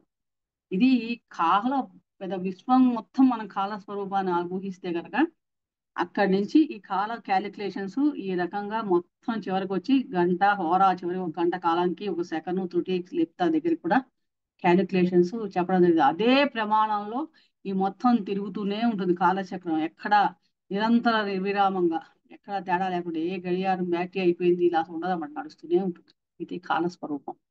ఇది చాలా ఇంపార్టెంట్. ఇది తెలుసుకుంటే మనం ఊహించుకుంటే అసలు విశ్వాంతరంలో కెనాట్ ఇమేజిన్. ఇలా మనం ఈ సంవత్సరాలు ఇందాక 5 సంవత్సరాలు చెప్పుకున్నాం కదా. ఈ శ్రావణ సంవత్సరము, నక్షత్రమాన సంవత్సరము, చంద్రమాన సంవత్సరం, సౌరమాన సంవత్సరం, ఈ బృహస్పతి మాన సంవత్సరం, ఇట్లా వీటిల్లో ఈ డేస్ మనకి 365 ఒకసారి 361 360 ఇట్లా ఉన్నప్పుడు ఈ క్షణాలు వీటికి ఏంటంటే మధ్య మధ్య అధిక మాసం క్షయమాసం ఏర్పడుతూ ఉంటాయి. మనకి ప్రతిసారి అధిక మాసం ఒక 30 నెలలకు ఒకసారి అధిక మాసం వస్తూ ఉంటుంది కదా ఒక నెలకి. ఈ అధిక మాస క్షయమాసాలు ఎలా ఏర్పడతాయి, అసలు ఏంటి అధిక మాసం అని చూస్తే కనుక ఈ చాంద్రమానంలో మనకి సిద్ధాంత భాగంలో మనకి ప్రతి నెల కూడా రవి సంక్రమణం జరుగుతుంటుందని చెప్పుకున్నాం కదా. రవి ఎప్పుడైతే సంక్రమణం జరుగుతుంటుందో దాన్ని ఒక మాసం ఉన్నప్పుడు ఎప్పుడైతే ఒక నెలలో రవి సంక్రమణం జరగదు, రవి సంక్రమణం ఏ మంత్ అయితే ఉండదో దాన్ని మనం ఆ మాసాన్ని అధిక మాసం ఉంటాం. అంటే అధిక మాసంలో రవి సంక్రమణం జరగదు. అలాగే 30 మాసాల లోపు అధిక మాసం రాదు. అంటే ఎవ్రీ 30 years తర్వాత ఒక అధిక మాసం వస్తుంటుంది. క్యాలిక్యులేషన్ అడ్జస్ట్మెంట్ లీప్ ఇయర్ లాగానే 4 ఏళ్లకు లీప్ ఇయర్ ఇంగ్లీష్లో ఎలా వస్తుందో అలాగే ఇక్కడ మనకి ఈ 30 నెలలకు ఒకసారి ఒక అధిక మాసం వస్తూ ఉంటుంది అన్నమాట. అలాగే ఇక్కడ ఏంటంటే ఈ అధిక మాసం సహజంగా ఎప్పుడు వస్తుందంటే చైత్ర మాసం నుంచి ఆశ్వీజ మాసం ఈ లోపలే వస్తుంది. ఈ 7 నెలల్లోనే అధిక మాసం ఉంటుంది సహజంగా. ఆశ్వీజ కార్తీక మాసం అధిక మాసం ఉండదు. కార్తీక మార్గశిర పుష్య మాఘ ఫాల్గుణ మాసాలకి అధిక మాసం ఉండదు. మొదటి 7 నెలలు చైత్ర మాసం నుంచి ఆశ్వీజ మాసం లోపల మాత్రమే అధిక మాసం వస్తూ ఉంటుంది. ఇది అధిక మాసం గురించి. ఇక క్షయమాసం. క్షయమాసం అంటే మన చంద్రమానంలో అంటే చంద్రమానం ప్రకారం చూసినప్పుడు సూర్యుడు ఒకే మాసంలో 2 రాశుల్లో సంచరిస్తుంటాడు. సహజంగా సూర్యగమనం ఏమనుకున్నాం, 30 రోజులకి ఒక రాశిలో సంచరిస్తూ ఉంటాడు. ఒక రాశి నుంచి ఇంకో రాశి మారటానికి 30 రోజులు సమయం తీసుకుంటాడని చెప్పుకున్నాం కదా. కానీ ఇక్కడ రెండు రాసుల్లో ఒకే నెలలో అతి శీఘ్ర గమనం అనమాట. అప్పుడు ఈయన ఏంటంటే 2 రాసుల్లో సంచరిస్తుంటాడు. ఆ మాసాన్ని క్షయమాసం అంటాం. అంటే ఒకే నెలలో 2 సంక్రమణాలు జరుగుతూ ఉంటాయి. ఈ క్షయమాసం అన్నది సహజంగా 19 సంవత్సరాలు లేక 141 సంవత్సరాలకు మాత్రమే ఒకసారి ఏర్పడుతుంది. చాలా రేర్ గా ఏర్పడుతూ ఉంటుంది. ఈ క్షయమాసం సహజంగా కార్తీక, మార్గశిర, పుష్యమాసాల్లో మాత్రమే ఏర్పడుతుంది. ఈ 3 నెలల్లోనే ఏర్పడుతుంది ఈ క్షయమాసం. మిగిలిన చైత్ర నుంచి ఆశ్వీజం దాకా అధిక మాసం ఏర్పడితే కార్తీక, మార్గశిర, పుష్యమాసాల్లో క్షయమాసం ఏర్పడుతుంది అన్నమాట. అంటే ఇతర మాసాల్లో క్షయమాసం రాదు. కాబట్టి అంటే ఈ క్షయమాసం కలిగిన మాసానికి ముందు గాని వెనక గాని అధిక మాసం వస్తూ ఉంటుంది. అంటే కాలం అలా అవుతాయి ఆ 30 సంవత్సరాలు 30 నెలలు అయ్యాక. కాబట్టి ఈ సహజంగా ఈ క్షయమాసంలో గాని ఈ అధిక మాసంలో గాని సహజంగా ఏంటంటే ఎటువంటి పుణ్యకార్యాలు కానీ అంటే శుభకార్యాలు సహజంగా అధిక మాసంలో శుభకార్యాలు లాంటివి చేయరనమాట. ఇప్పుడు ఇది మనకి ఒక కాల స్వరూపం గురించి ఒక చిన్న ఫస్ట్ ఒక ఇన్ఫర్మేషన్. ఎందుకంటే తెలియాలి కదా, అసలు బేసిక్ గా ఒక ఐడియా, అసలు కాలం ఏంటి, ఎందుకు ఇవి నడుస్తూ ఉంటాయి, ఇవి ఎలా నడుస్తుంటాయని తెలిసినప్పుడు ఇలా మనకి ఈ కాల స్వరూపం ఇలా తెలుస్తూ ఉంటుంది అన్నమాట. ఈసారి అయితే ఇంకా అసలు టాపిక్ వద్దాం, పంచాంగం. అసలు ముఖ్యమైన విషయం పంచాంగం. పంచాంగం అంటేనే తిథి, వార, నక్షత్ర, యోగ కరణాలు అని చెప్పుకున్నాం ఈ పంచాంగం. ఎందుకు ఈ పంచాంగం ప్రయోజనం ఏంటి అంటే మనం ఇందాకే అనుకున్నాం, ఈ పంచాంగంలో మనకి అన్ని విషయాల క్యాలిక్యులేషన్స్, ఏవి ఎప్పుడు జరుగుతాయి, ఏ రోజులు శుభకార్యాలకు మంచివి, ముహూర్తాలు ఏంటి, వర్షాలు ఎప్పుడు పడతాయి, గ్రహణాలు ఎప్పుడు ఏర్పడతాయి, ఏ గ్రహాలు ఏ రాసుల్లో ఎప్పుడెప్పుడు సంచరిస్తాయి, దాని ప్రకారం మన నిత్యావసరాలన్నిటి కూడా ఈ శుభాశుభ కర్మలన్నిటి విశేషాలు తెలుసుకుంటానికి ఉపయోగపడే గ్రంథం పేరే పంచాంగం అని పేరు. ఈ తిదివార నక్షత్ర యోగ కరణాలు ఈ అంగాలే కాకుండా మనకి అలాగే లగ్నానికి సంబంధించి ప్రయాణ సంబంధమైన విషయాలు, నిత్య జీవిత విషయాలు, ఎన్నో విశేషాలు, ఒక కరదీప హ్యాండ్ బుక్ అని కూడా మనం చెప్పుకోవచ్చు అనమాట. ఈ పంచాంగానికి చాలా ప్రయోజనాలు ఉన్నాయి. ఎందుకంటే మనకు ఒక ప్లానింగ్, ఒక సంవత్సరం రోజు మన ఉగాది రోజు ఎందుకు మనం పంచాంగ శ్రవణం చేస్తాము అంటే కనుక ఆ సంవత్సరానికి ఇంకా పంచాంగంలో క్యాలిక్యులేషన్, నవనాయకుల ఫలితాలు, రాజు ఎవరు, మంత్రి ఎవరు, ఉపనాయకులు ఎవరు, అంటే ఇట్లా అది డిఫరెంట్ క్యాలిక్యులేషన్స్, అవన్నీ కూడా క్యాలిక్యులేట్ చేసి ఈ సంవత్సరం అంతా ఎలా ఉండబోతోంది, కాలం ఎలా ఉంటుందో ముందు చెప్పేది జ్యోతిష్ శాస్త్రం. కాబట్టి రాబోయే రోజులు సంవత్సర కాలం ఎలా ఉంటుంది, ఏ ఏ సమయంలో ఏ ఏ జరుగుతాయి, అంటే కర్షకులకు ఉపయోగపడుతుంది, పంటలు ఎప్పుడు వేసుకోవచ్చు, ఈ సంవత్సరం ఏ పంటలు బాగా పండుతాయి, ఏ వేసుకుంటే అనుకూలిస్తుంది, ధరలు ఎలా ఉంటాయి, లోహాలు బంగారం ధర పెరుగుతుందా, లేదా భూముల ధరలు పెరుగుతాయా, ఏ గ్రహం ఆధిపత్యం ఎక్కువగా వహిస్తుంది, ఇందా మనం చెప్పుకున్నాం ఆధిపత్యాలు చెప్పుకున్నాం, గ్రహ కారకత్వాలు ఉంటాయి మళ్ళీ ఇంకా డీటెయిల్ గా. అలా కాకుండా వీటన్నిటికీ కూడా ఇవి ఏంటి, ఎంత ఉపయోగిస్తాయి, ఇవన్నీ డీటెయిల్ గా ప్రతి విషయం కూడా చెప్పేదే మనకి పంచాంగం. ఈ పంచాంగంలో ఈ విశేషాలన్నీ కూడా మనకి చైత్ర మాసం నుంచి ప్రతి నెల ప్రతి ఏడాది కూడా ఒక పంచాంగం రిలీజ్ చేసుకుంటూ ఉంటాం. చైత్ర శుక్ల పాడ్యమి మొదలు పాల్గొన బహుళ అమావాస్య దాకా ఈ పంచాంగంలో ఈ సంవత్సరం మొత్తం అంతా కూడా విషయాలు ఉంటూ ఉంటాయి అన్నమాట. అంటే దీనివల్ల మనకి ఈ సంవత్సరం అంతా కూడా ఏ పని చేసుకోవచ్చు, ఎలా చేసుకోవచ్చు, వీటి గ్రహణాలు ఎప్పుడు ఏర్పడతాయి, ఏ సమయంలో, ఇవన్నీ కూడా వాస్తు విషయాలు ఏంటి, ఇలాంటివన్నీ కూడా మనం తెలుసుకుంటానికి ఈ పంచాంగం చాలా ఉపయోగపడుతుంది. అలాగే పంచాంగంలో కూడా డిఫరెంట్ భేదాలు ఉంటాయి. మనం ఎక్కువగా పాటించేది మన భారతదేశం ఆమోదించింది మటుకు దృక్ సిద్ధాంత పంచాంగం, అంటే కంటికి కనపడే దృక్ సిద్ధాంత పంచాంగం. ఆ దృక్ సిద్ధాంత పంచాంగం ప్రకారమే మనం ఎక్కువగా మన వీళ్ళు కూడా నాసా వాళ్ళు కానీ వీళ్ళంతా కూడా ఈ పంచాంగం దాని దృక్ సిద్ధాంతం ప్రకారమే పాటిస్తూ ఉంటారు. కాబట్టి కంటికి కనపడే గ్రహాలు, కాబట్టి కలియుగంలో దృక్ సిద్ధాంతమే మనం ఎక్కువగా పాటించాలి. సరే, దీంట్లో ఫస్ట్ మనకి తిథి, వార, నక్షత్ర, యోగ కరణాలు. తిథి అంటే ఏంటి, తిథి ఎవరు, తిథి ఏంటని చూస్తే గనక తిథి అంటే రవికి చంద్రుడికి మధ్య ఉన్న దూరాన్ని తిథి అన్నాం. సహజంగా ఈ చంద్రుడు అంటే 12 డిగ్రీలు సహజంగా మనకి తెలిసి ఇందాక చెప్పుకున్నాం కదా, బుద్ధి చంద్రుడు, క్షీణ చంద్రుడు. చంద్రుడు సన్నని రేఖలా కనిపించి క్రమంగా వృద్ధి చెందుతూ ఉంటాడు. ఈ 15వ రోజు మనకి పూర్ణచంద్రుడిగా అవుతాడు. మరలా క్రమంగా క్షీణిస్తూ ఒక్కొక్కలా తగ్గుతూ 15వ రోజున అసలు కనిపించడు, రవిలో ఐక్యమైపోతాడు, అమావాస్య. అంటే చంద్రుడు పూర్తిగా కనిపించే రోజుని మనం పూర్ణిమ అంటాం, అసలు కనిపించిన రోజుని అమావాస్య అంటాం. ఈ మొత్తం ప్రక్రియ మొత్తం మనకి 29.5 రోజుల్లో జరుగుతూ ఉంటుంది ఈ క్యాలిక్యులేషన్. అంటే సూర్యుడి నుండి 12 డిగ్రీల దూరానికి ఒక తిథి ఏర్పడుతూ ఉంటుంది.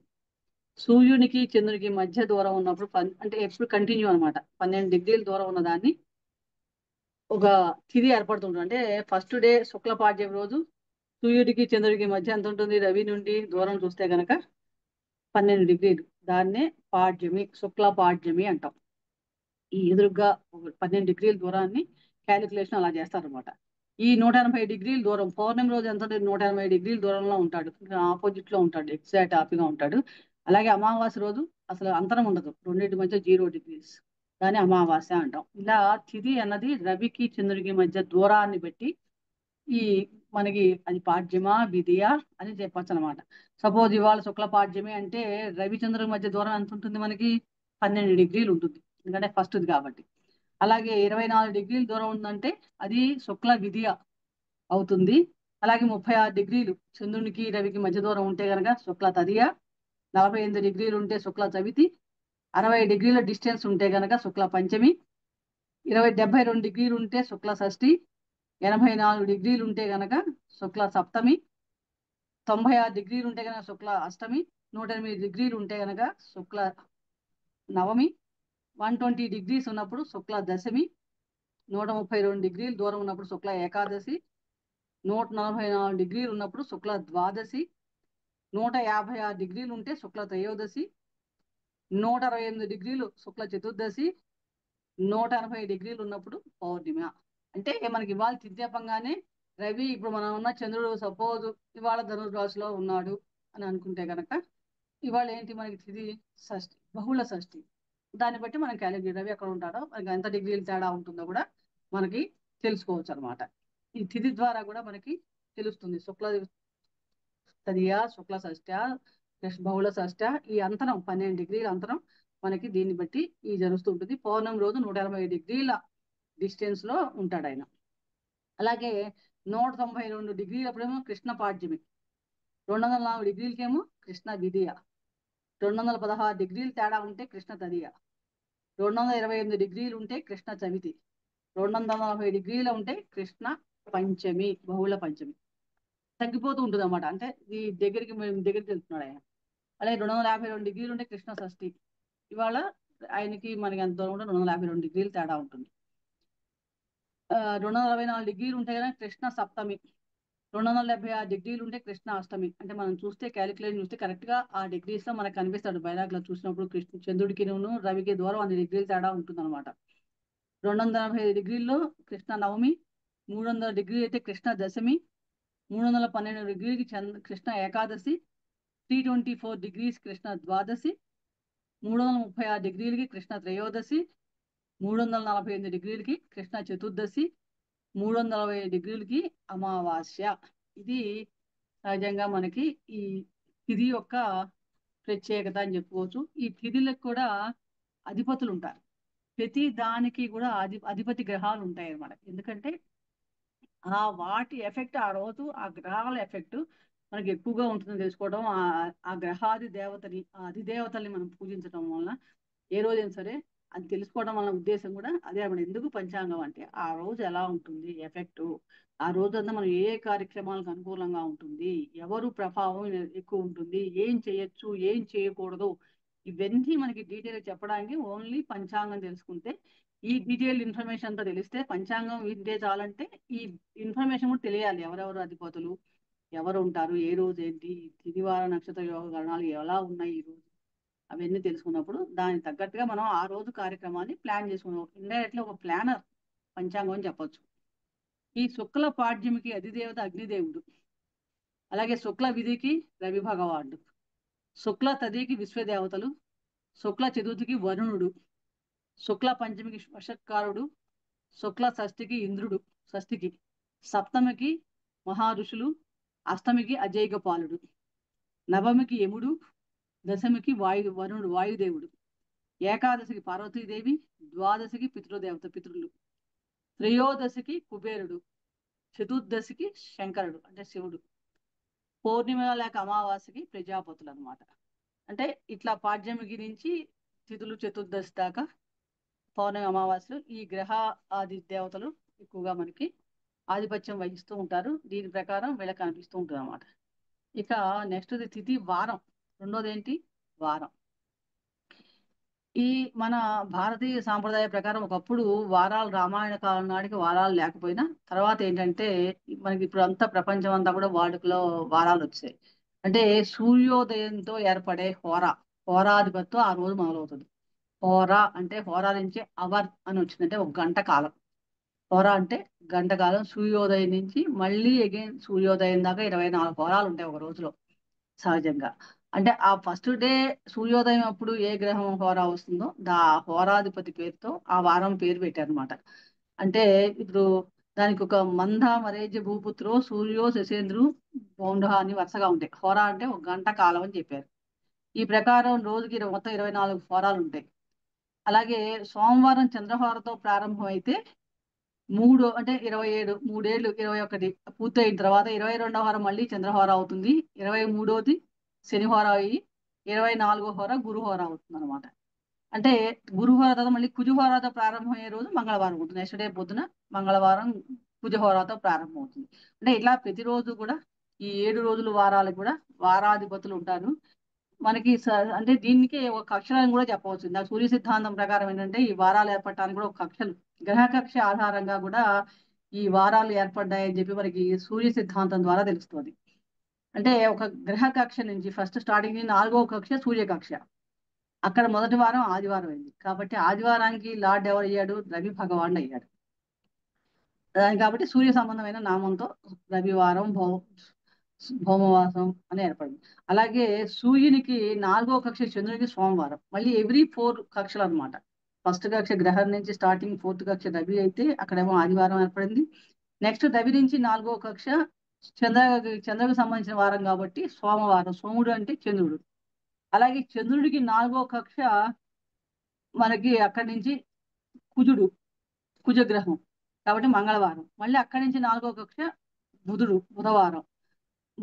బుధునికి 4వ కక్ష గురుహోర అంటే గురువారం అయింది. మళ్ళీ అక్కడికి శుక్ర కక్ష కాబట్టి శుక్రవారం. లాస్ట్ది శనివారం 4వ కక్ష శుక్రుడి. ఇలా ఏర్పడ్డాయని చెప్పి మనకి సూర్య సిద్ధాంతం ద్వారా కూడా మనకి ఈ వార స్వభావాలు ఎలా ఏర్పడ్డాయి, ఆ కక్షల ద్వారా గ్రహ కక్షల ద్వారా కూడా ఏర్పడ్డాయని కూడా మనకి తెలుస్తుంది. అంటే ఈ రోజు ఏ రోజుతో మనకి ప్రారంభం అవుతుందో ఆ డే లార్డు ఆయన అవుతాడు. ఇవాళ శనివారం కాబట్టి ఈ రోజుకి డేలాడు శని భగవాన్ అనమాట. కాబట్టి మొదటి గంట శని హోరాతో మొదలవుతుంది. కాబట్టి ఆ శని భగవాన్ ఇచ్చే ఆయన కారకత్వాలు కానీ ఆయన సంబంధించిన పనులు కానీ ఆయన మనకి జాతక ప్రకారం మళ్ళీ ఇవన్నీ ఇంకా ఇంటర్లింక్డ్, ఇవన్నీ ఒరిజినల్ గా చేసుకుంటూ ఉండాలి. సహజంగా బ్రాడ్ గా చూస్తే శనివారం నాడు. అందుకనే ఏ రోజు ఏ వారంలో ఏ పనులు చేయొచ్చు, ఏ ప్రత్యేకంగా ఏ పనులకు అనుకూలం అంటే ఆ వాళ్ళు అనుకూలంగా ఉన్నప్పుడు కదా. ఇప్పుడు మనకి ఒక రోజు ఆఫీస్కి వెళ్దాం అనుకుంటాం, ఆఫీస్ ఓపెన్ ఉంటే కదా మనకి పని అయ్యేది. ఆ రకంగా అన్నమాట. ఆ రోజు ఆ గ్రహం ఫలితాలు ఇవ్వడానికి సిద్ధంగా ఉన్నప్పుడు కదా ఆ గ్రహానికి సంబంధించిన కార్యకర్త సంబంధమైన పనులు చేస్తే ఆయన రెడీగా ఉంటాడు ఇవ్వడానికి. ఆయన లీవ్ లో ఉండి ఎక్కడో ఉండి ఆయన చేయడానికి లేనప్పుడు మనకి ఆయన ఫలితాలు రావు. కాబట్టి అలా ఆ డే లార్డ్ కింద కూడా తీసినప్పుడు ఆ రోజున్న అధిపతుల యొక్క తిథి అధిపతి అవ్వచ్చు, నక్షత్రాధిపతి అవ్వచ్చు, వారాధిపతి అవ్వచ్చు, మాసాధిపతి, ఇందాక మాసాల గురించి చెప్పుకున్న మాసాధిపతులు, ఆ మాసానికి అధిపతులు ఎవరు, వీళ్ళందరి ప్రభావం కూడా ఈ మొత్తం ప్రభావం వాతావరణం మీద పుష్కలంగా ఉంటుంది. అలాగే మన జన్మజాతకాల మీద కూడా ఆ ప్రభావాలు ఉంటాయి. కాబట్టి ఎవరికి వాళ్ళకి తగ్గట్టుగా ఆ రోజు ప్రకారం వేడికి చేసుకుంటానికి అందుకే ఉపయోగపడేదే పంచాంగం సూక్ష్మంగా చెప్పాలంటే. దానికోసం ఈ ఎక్సర్సైజ్ అంతా మనం చేయాలన్నమాట, తెలుసుకుంటే గానీ తెలీదు. కాబట్టి ఇలా ఆదివారంతో రవి హోరాతో మొదలయ్యేది ఆదివారం, చంద్రహోరాతో మొదలయ్యేది సోమవారం, కుజ హోరాతో మొదలయ్యేది మంగళవారం, బుధ హోరాతో మొదలైంది బుధవారం, గురు హోరాతో మొదలైంది గురువారం, శుక్ర హోరాతో మొదలైంది శుక్రవారం, శని హోరాతో మొదలైంది శనివారం. ఈ 7 వారాలకి 7 పేర్లు అలా ఏర్పడ్డాయి. అలాగే అధిపతులు కూడా ఆదివారానికి అధిపతి డేలాడిజ్ రవి, సోమవారానికి అధిపతి చంద్రుడు, మంగళవారానికి అధిపతి కుజుడు, బుధవారానికి అధిపతి బుధుడు, గురువారానికి అధిపతి గురుగ్రహం, శుక్రవారానికి అధిపతి శుక్రుడు, శనివారానికి అధిపతి శని భగవాను. దానికి తగ్గట్టే అధిపతులు ఆ దేవతామూర్తులు మళ్ళీ దాని తగ్గట్టుగానే ఆ రోజు ఆరాధన మంత్రఫలాలు ఇవన్నీ కూడా ఈ కనెక్షన్ తోనే ఏర్పడ్డాయని చెప్పవచ్చు. తిథి వార ఇంకా నక్షత్రం. వాట్ ఈజ్ నక్షత్రం అంటే తారలు, ఎన్నో వేల తారలు మనకు కనిపిస్తూ ఉంటాయి.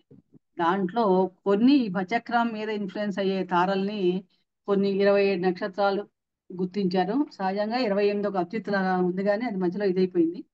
ఈ ఈ ఈ ఈ 20 నక్షత్రాలు 27 కూడా మనకి అశ్విని నుంచి రేవతి దాకా ఉంటాయి. అశ్విని మళ్ళీ ఇందాక మనం రాసులు 12 చెప్పుకున్నాం, మళ్ళీ అక్కడికి వెళ్ళాలి. ప్రతి నక్షత్రంలో 4 పాదాలు ఉంటాయి. ప్రతి దానికి ఒక ప్రమాణం ఉంటుంది, ఎంత పాదం ఉంది. ఒక రాశి కింద మనం 30 డిగ్రీలు చెప్పుకున్నాం కదా, 30 డిగ్రీల్లో 9 పాదాలు ఉంటాయి. 4 పాదాలు ఒక నక్షత్రం. ఎవ్రీ నక్షత్రం హ్యావింగ్ 4 పాదాస్, 4 పాదాలు ఉంటాయి. అంటే ఒక్కొక్క పాదం ఎంత ఉంటుంది అంటే 30 డివైడెడ్ బై 9 పాదాలు ఒక రాశిలో ఉంటాయి అనుకున్నాం. ఒక రాశి నిడివి 30 డిగ్రీలు, 30 డివైడెడ్ బై 9 ఎంత వచ్చింది? 3 డిగ్రీల 20 నిమిషాలు. అంటే 4 ఒక నక్షత్రం నిడివి ఎంత? 3 20 ఇంటూ 4 13 డిగ్రీల 20 నిమిషాలు. ఒక్కొక్క నక్షత్రం యొక్క నిడివి 13కి 20 నిమిషాలు. ఇలాంటివి మనకి పాదాలు ఉంటాయి. 9 పాదాలు ఒక్కొక్క రాశిలో ఉంటాయి. ఈ మొత్తం 360 డిగ్రీలకు సంబంధించి 27 నక్షత్రాలు ఉన్నాయి. 27 ఇంటూ 4 పాదాలు అంటే 108 పాదాలతో ఒక భచక్రం ఏర్పడుతుంది.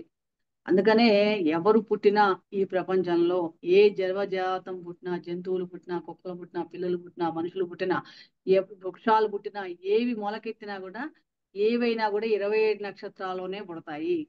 అందుకనే మన సనాతన ధర్మంలో సహజంగా అష్టోత్తర శతనామావళి ప్రతిరోజు పూజ చేస్తున్నాం. ఎందుకంటే ఎవరు ఎప్పుడు పుట్టినా, ఏ జన్మలో పుట్టినా, ఎప్పుడు పుట్టినా ఈ 27 నక్షత్రాల్లోనే పుట్టాలి. ఎప్పుడు ఎవరేం చేసినా కూడా ఈ మొత్తం అంతా సర్వే జన సుఖినో భవంతు మన కాన్సెప్టే. మనతో పాటు అందరూ బాగుండాలి. కాబట్టి అందరికీ కూడా ఒక్కొక్క పేరు చెప్పిన 108 నామాలు మినిమం అష్టోత్తరం పూజలో, మన పూజలో అష్టోత్తర శతనామావళి పెట్టడానికి కారణం కూడా ఏంటంటే 108 నామాలతో ఆ దేవతామూర్తిని మనం ఆరాధిస్తాం. This is indirect internal meaning ఏంటంటే ఎవరున్నా కూడా 27 నక్షత్రాలు 108 పాదాల్లోనే ఉండాలి. కాబట్టి ఆ 108 పాదాలకు సంబంధించిన నామాలతో మనం అర్చన చేస్తూ ఉంటాం. అది ఒక ఆధ్యాత్మిక కోణంలో చూస్తే. ఇక జ్యోతిష్ శాస్త్ర ప్రకారం చూస్తే కనుక అశ్విని మొదటి నక్షత్రం మనకి అంటే మేషరాశిలో ఉంటుంది. ఫస్ట్ రాశి ఏమనుకున్నాం? మేషరాశి అనుకున్నాం. మేషరాశిలో అశ్విని 4 పాదాలు, భరణి 4 పాదాలు, కృత్తిక 1వ పాదం. ఎందుకంటే ఒక రాశిలో 9 పాదాలు ఉంటాయి అనుకున్నాం కాబట్టి కృత్తిక 1వ పాదం దాకానే ఉంటాయి. ఇవన్నీ మనకి మేషరాశిలో ఉంటాయి. అశ్విని, భరణి, కృత్తిక. కృత్తిక 2 3 పాదాలు, కృత్తిక, రోహిణి, మృగశిర 1 2 పాదాలు వృషభ రాశిలోకి వస్తాయి. అలాగే మిథున రాశికి వచ్చేటప్పటికి మృగశిర 3 4 పాదాలు, ఆరుద్ర 4 పాదాలు, పునర్వసు 1 2 3 పాదాలు ఇవి మిథున రాశిలో వస్తాయి. అంటే అశ్విని, భరణి, కృత్తిక, మృగశిర, కృత్తిక, రోహిణి, మృగశిర, ఆరుద్ర, మళ్ళీ అగైన్ పునర్వసు 3 పాదాలు మనకి మిథునలో వస్తాయి.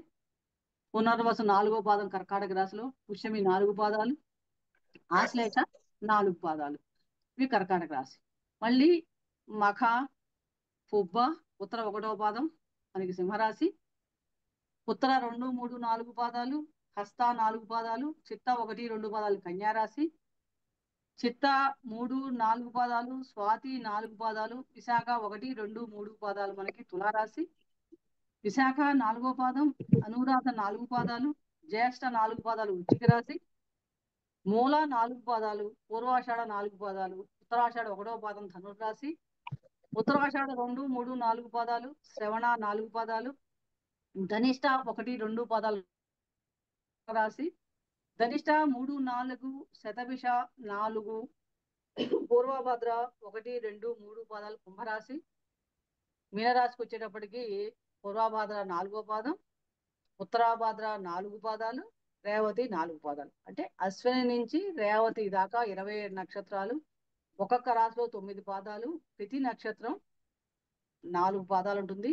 ఒక నక్షత్రం నిడివి 13 డిగ్రీల 20 నిమిషాలు, అలాగే ఒక్కొక్క పాదం 3 డిగ్రీల 20 నిమిషాలు. అలాగే ఈ నక్షత్ర అధిపతులు ఉంటారు ప్రతిదానికి. అశ్విని, మఖ, మూల ఈ 3 నక్షత్రాలకి అధిపతి కేతువు, అంటే కేతు గ్రహం.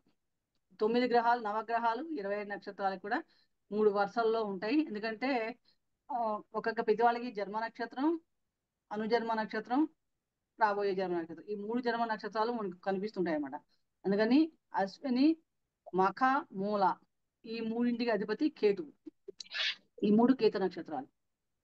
భరణి, ఉబ్బ, పూర్వాషాఢ ఈ 3 నక్షత్రాలకి అధిపతి శుక్రుడు. కృత్తిక, ఉత్తరాషాఢ ఈ 3 నక్షత్రాలకి అధిపతి రవి. రోహిణి, హస్త, శ్రవణ ఈ 3 నక్షత్రాలకి అధిపతి చంద్రుడు. మృగశిర, చిత్త, ధనిష్ట ఈ 3 నక్షత్రాలకి అధిపతి కుజుడు. ఆరుద్ర, స్వాతి, శతభిషం ఈ 3 నక్షత్రాలకి అధిపతి రాహు. పునర్వసు, విశాఖ, పూర్వభాద్ర ఈ 3 నక్షత్రాలకి అధిపతి గురువు. పుష్యమి, అనురాధ, ఉత్తరాభాద్ర ఈ 3 నక్షత్రాలకి అధిపతి శని భగవానుడు. ఆశ్లేష, జ్యేష్ఠ, రేవతి ఈ 3 నక్షత్రాలకి అధిపతి బుధుడు. ఇలా ఈ 9 గ్రహాలకి ఆధిపత్యం కూడా 25 నక్షత్రాలకి రావటం జరిగింది. అంటే ఏ రోజైతే మనకి తిథి నక్షత్రం తెలిసింది, వార నక్షత్రం అధిపతి తెలిసాడు, మాసాధిపతి తెలిసాడు, ప్లస్ నవనాయకుడు సంవత్సరాధిపతి కూడా ప్రతి ఏ సంవత్సరం మనకి చైత్ర శుక్ల పాఠ్యం ఏర్పడుతుందో ఆ సంవత్సరాధిపతి తెలుస్తాడు ఎలాగోను నవనాయకులు ఏర్పడేటప్పుడు. అలాగే నక్షత్రాధిపతి కూడా తెలిసాడు. అలాగే మనకి ఇంకా పంచాంగంలో యోగం, కరణం ఇంకా 2 భావాలు ఉన్నాయి.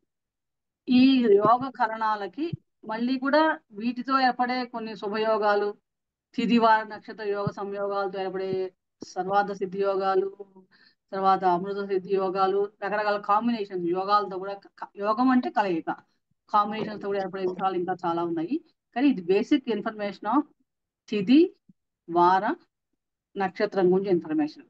ఇంకా రిమైన్ మనకి 2 పార్ట్లు ఉన్నాయి, యోగం, కరణం, అలాగే గోచార ఫలితం ఏంటి, అసలు ముహూర్తం ఏంటి, ఎలా సంకల్పం చెప్పుకోవాలి, అసలు ఈ మిగిలిన విశేషాలు, అసలు ఏ జ్యోతిష్ గ్రంథాలు మనకి ఇంకా విశేషాలు, జ్యోతిష్ విశేషాలు, ఈ ముహూర్త భాగానికి పంచాంగానికి సంబంధించి మనకి బేసిక్ ఇన్ఫర్మేషన్ ఎలా కావాలనే విషయాలు మనం రేపటి క్లాస్లో తెలుసుకునే ప్రయత్నం చేద్దాం. నేను అనుకుంటున్నా ఇప్పటిదాకా చెప్పిన విషయంలో అర్థమైంది అనుకుంటున్నాను. తెలిసినందుకు ఒకవేళ మీకు ఏమైనా టాపిక్ మీద డౌట్స్ ఏమైనా ఉంటే కనుక అడగండి. According to my knowledge. ధన్యవాదాలు. చాలా కొత్త విషయాలు చెప్పారు. ఎవరైనా డౌట్స్ అడిగేవరైతే హ్యాండ్ రేస్ చేసి ఆర్డర్లో అడగండి. నమస్కారం అండి, అడగచ్చా అండి? తప్ప అడగండి. నమస్కారం. ఒక 2 ఉన్నాయండి. మనకు పొద్దున్నే సంకల్పం చెప్పుకుంటాం కదా దేవుడి దగ్గర పూజ చేసుకునేటప్పుడు, భరతవర్షే భరతఖండే అని మన ఇండియాలో ఉన్నప్పుడైతే అట్లా చెప్పుకుంటాం, జమ్మూ ద్వీపే. నేను ప్రస్తుతానికి ఐరోపా ఖండంలో ఉన్నా, యూరోప్ లో ఉన్నాను. నేను అది నాకు సరి చేయండి. నేను భరతవర్షే భరతఖండే అంతవరకు చెప్పుకొని చెప్పకూడదు. ఐరోపా ఖండే కానీ చెప్తున్నాను.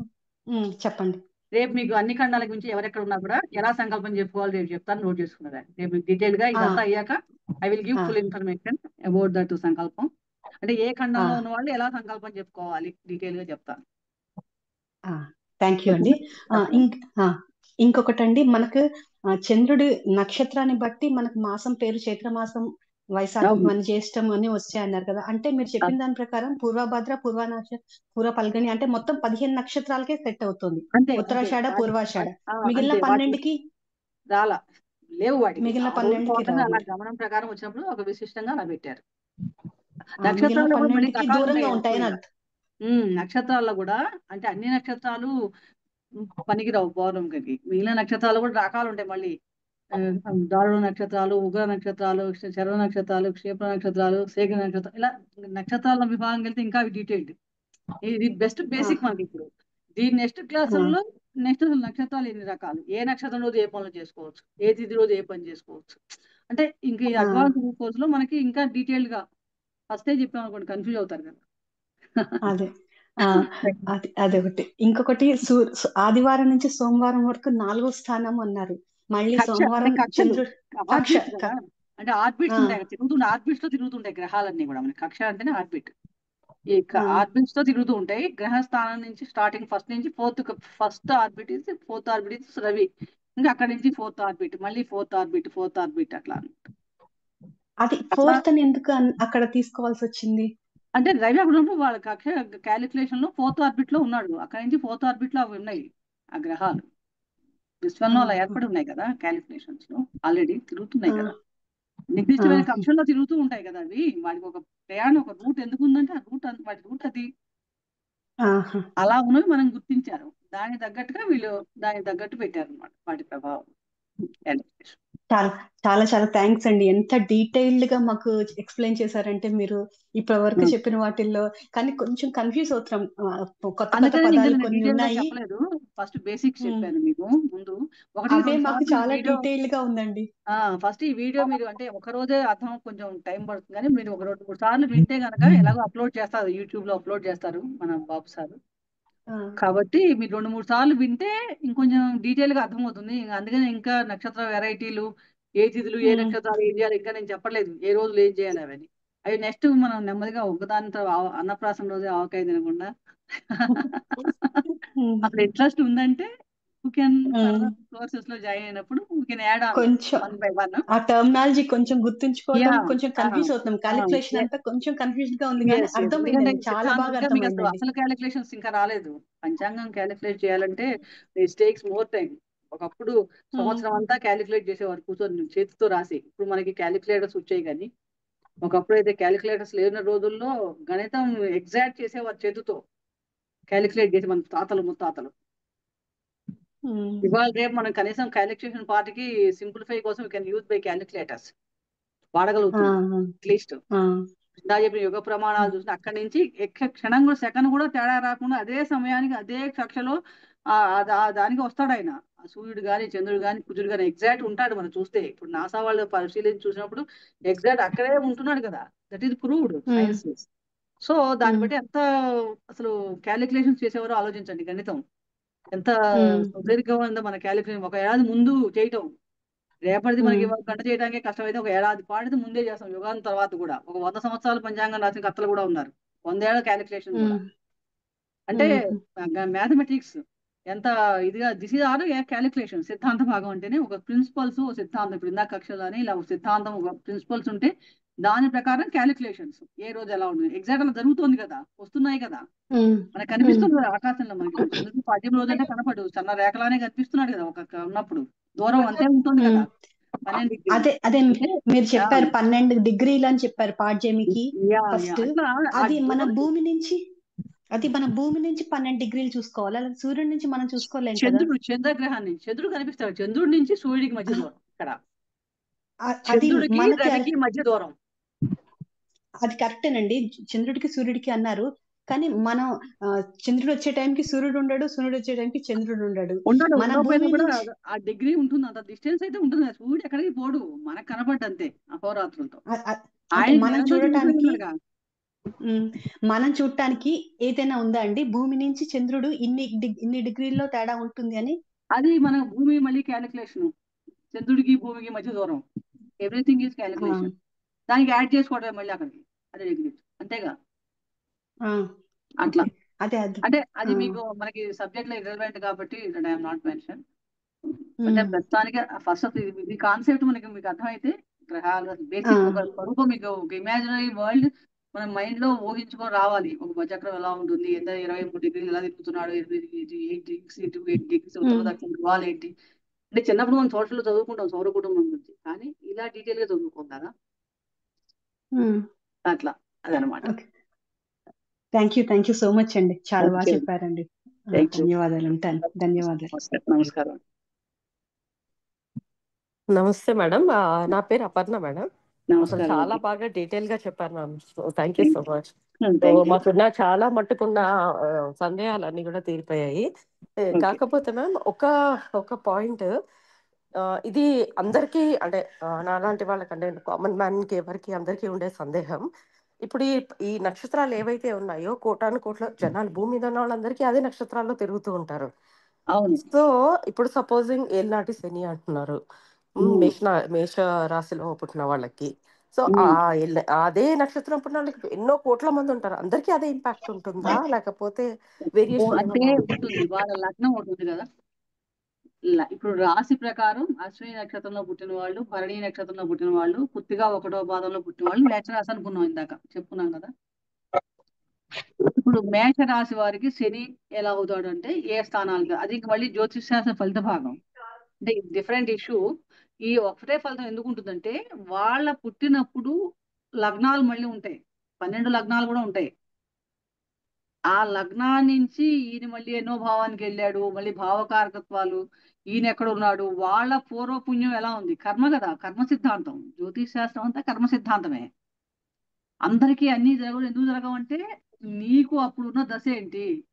ఇప్పుడు 30 years లో వచ్చేటప్పుడు ఒకటి ఇప్పుడే పుట్టినవాడు ఉంటాడు అశ్విని నక్షత్రంలో, వాడికి ఏ దశలో స్టార్ట్ అవుతుంది. ఒకడికేమో ఒక 30 ఏళ్ళు గడిచిపోయి ఉంటాయి, 30 ఏళ్ళు గడిచిపోయేటప్పటికి ఏ రాహు దశో ఏదో జరుగుతుండొచ్చు, ఇంకోటికి మళ్ళీ ఏ గురు దశ జరుగుతుండొచ్చు, ఎవరికో శని దశ జరుగుతుండొచ్చు, ఎవరికో బుధ దశ జరుగుతుండొచ్చు. కానీ నక్షత్రం స్టార్టింగ్ దశతో ఉన్నాయి కదా వింశోత్తర దశలు, దీని ప్రకారం మళ్ళీ ఇదే ఉన్నా కూడా ఈ స్టేజెస్ లో 30 ఏళ్ళ లోపు ఉన్న వాడికి ఎలా ఉంటుంది, 30 ఏళ్ళ తర్వాత మళ్ళీ ఫలితాలు మారుతాయి. కానీ ప్రభావం ఏంటంటే ఈ సమయంలో నువ్వు చేసిన ఈ 30 ఏళ్ల పీరియడ్ లో ఎటువంటి అన్ని చెడు కర్మలే జరుగుతాయి, శుభాశుభ ఫలితాలు. కానీ కర్మకారుడు జడ్జిమెంట్ తీర్పు అనమాట. ఏలినాడు శని అంటే జడ్జిమెంట్ ఇచ్చేస్తాడు ఈ 30 ఏళ్లలో, what you did, that result అది. అట్లా ఒకసారి అతనికి అట్లా రిజల్ట్ ఇస్తాడు అనమాట ఆయన. దానికి మంచి అయితే మంచి ఇస్తాడు, చెడు అయితే చెడు ఇస్తాడు. भाई साहब मैं कामेश्वरराव बोल रहा हूँ। కానీ आप మ్యామ్ हमें అందరూ पहचानेंगे భయపెట్టిస్తూ ना? ఉంటారు కదా, ఇలా ఎల్నాటి क्योंकि శని मेरा అంటే అది बहन జనరల్ जी గా आपके చెప్తాం, पास ఎందుకంటే आए। జనరల్ గా చెప్తారు. బేసికల్ గా ఇలా ఉంటాను కానీ అందరికీ అలా ఉంటుందని లేదు, ఉండదు కదా, ఉండదు. మనం మంచి కర్మలు చేస్తుంటే నీకు శక్తి ఆల్రెడీ ఇప్పుడు ఒకటే ఆహారం తీసుకునే వాడికి ఒక శక్తి వస్తుంది, ఒక కూరగాయలు ఇలా తీసుకుంటే ఇలా తింటే అని. నేను తిన్నానండి ఇలా ఉన్నానంటే వాడి బాడీలో ఎలాంటి అబ్జార్బ్ అయింది, ఆల్రెడీ మంచి పనులు చేశాడు, ఒక మంత్రబలం పెంచుకున్నాడు, యోగా చేశాడు, ముందు నుంచి ఉన్నాడు. రావు అప్పుడు కాళ్ళని ఎందుకు వస్తాయి, రావు కదా, రావు కదా కరెక్ట్ సహజంగా. కరెక్ట్ అవును మ్యామ్. అంటే depending upon what you did కర్మ. ఓకే కర్మ ఓకే మీన్స్ వర్క్, కర్మ మీన్స్ నథింగ్ బట్ నువ్వేం చేసావు, నువ్వు ఎలా ఉన్నావు, ఎలా తిన్నావు, దాని మీద రిజల్ట్ ఇప్పుడు జడ్జిమెంట్ ఇస్తాడు ఆయన. దట్ ఈజ్ వెళ్ళినాడు అని. కానీ సహజంగా క్రూరంగా ఇస్తాడు కాబట్టి ఆయన కొంచెం రిజల్ట్ ఎలా ఉంటుందంటే నిష్కర్షగా ఇస్తాడు, న్యాయమూర్తి కాబట్టి. న్యాయమూర్తి మనకి ఇష్టం వచ్చినట్టు ఇవ్వడు కదా, కరెక్ట్ ఆయన దాన్ని బట్టి ఇస్తాడు అంతే, సాక్ష్యాలు కానీ ఆయనకున్న యాక్షన్స్ బట్టే ఇస్తాడు కదా.